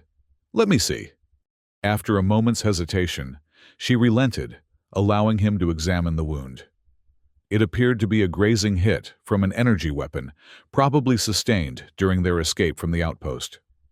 The wound had partially cauterized itself, as energy weapons tended to do, but the physical exertion of their journey had reopened it. "We need to bind this," Rowan said, tearing a strip of fabric from the bottom of his uniform tunic. "It's not deep, but with the sand and potential infection." As he worked to create a makeshift bandage, he noticed something unusual about the wound. The edges seemed to be changing the damaged tissue, visibly reorganizing itself, even as he watched. "Accelerated healing," Eris explained, noting his surprised expression. "Cerulean adaptation." "Useful," Rowan observed, "though not instantaneous, obviously." "No, need time, rest." Time and rest were luxuries they couldn't afford. Not with unknown numbers of pursuers potentially on their trail. Once the bandage was secured, Rowan helped Eris to her feet. "Just a little longer," he encouraged. "We need to reach the mining facility before dawn." They pressed on through the unyielding storm, each step a victory against the elements and their own exhaustion. As the night deepened, the temperature dropped precipitously, another of Arden IV's deadly features. The desert world swung between scorching days and freezing nights with little moderation in either extreme. By the time the first hints of the mining facility appeared through the storm, the skeletal remains of extraction towers, silhouetted against the marginally lighter darkness of pre-dawn, both were nearing the limits of their endurance. The facility sprawled across several acres, its main structures half buried by encroaching sand. The central administration building remained relatively intact, its durable construction designed to withstand Arden IV's harsh conditions. It was toward this building that Rowan directed their final push. The main entrance was sealed by a security door long since deactivated, but still presenting a formidable barrier. Rowan examined the access panel, finding it dead and unresponsive. Manual override. Eris suggested, her voice weak from exertion. Worth a try. Rowan agreed, locating the emergency access panel beside the main door. It took their combined strength to turn the manual release wheel, the mechanism protesting after years of disuse. But finally, with a groan of stressed metal, the door swung inward. The interior was dark, the air stale but breathable. Rowan's wrist light revealed a large reception area, once impressive, but now coated in a fine layer of dust. Emergency lighting still functioned on minimal power, providing dim illumination along the floor. Backup generators must still be operational, Rowan observed. That's a good sign. They made their way deeper into the facility, past abandoned workstations and empty corridors, eventually finding what had once been a security office. It offered a defensible position with limited access points, and more importantly, still contained functional equipment. Eris collapsed into a chair, her exhaustion finally overwhelming her. Rowan was little better, his limbs leaden with fatigue. But security came first. He secured the door to the office, then began a rapid inventory of their resources. The room contained basic emergency supplies, a medical kit, emergency rations, a few tools. The security console was offline, but might be repairable. Most promising was a communications array designed to function independently of the facility's main systems. We might be able to contact your people, Rowan suggested, examining the array. If we can get this operational. Eris nodded weakly, her attention focused on the medical kit. She had removed the makeshift bandage and was applying a proper dressing to her wound. The accelerated healing she had mentioned was evident. The injury already looked days old rather than hours. How long? Rowan asked. Until your friends arrive. Depends, she replied. If they received beacon, 2 days, maybe 3. 3 days in a derelict mining facility, with limited supplies and hostile forces potentially closing in. Not ideal, but better odds than they'd had in the storm. You should rest, Rowan told her. I'll take first watch. Eris shook her head. Too many questions. Need answers. She was right, of course.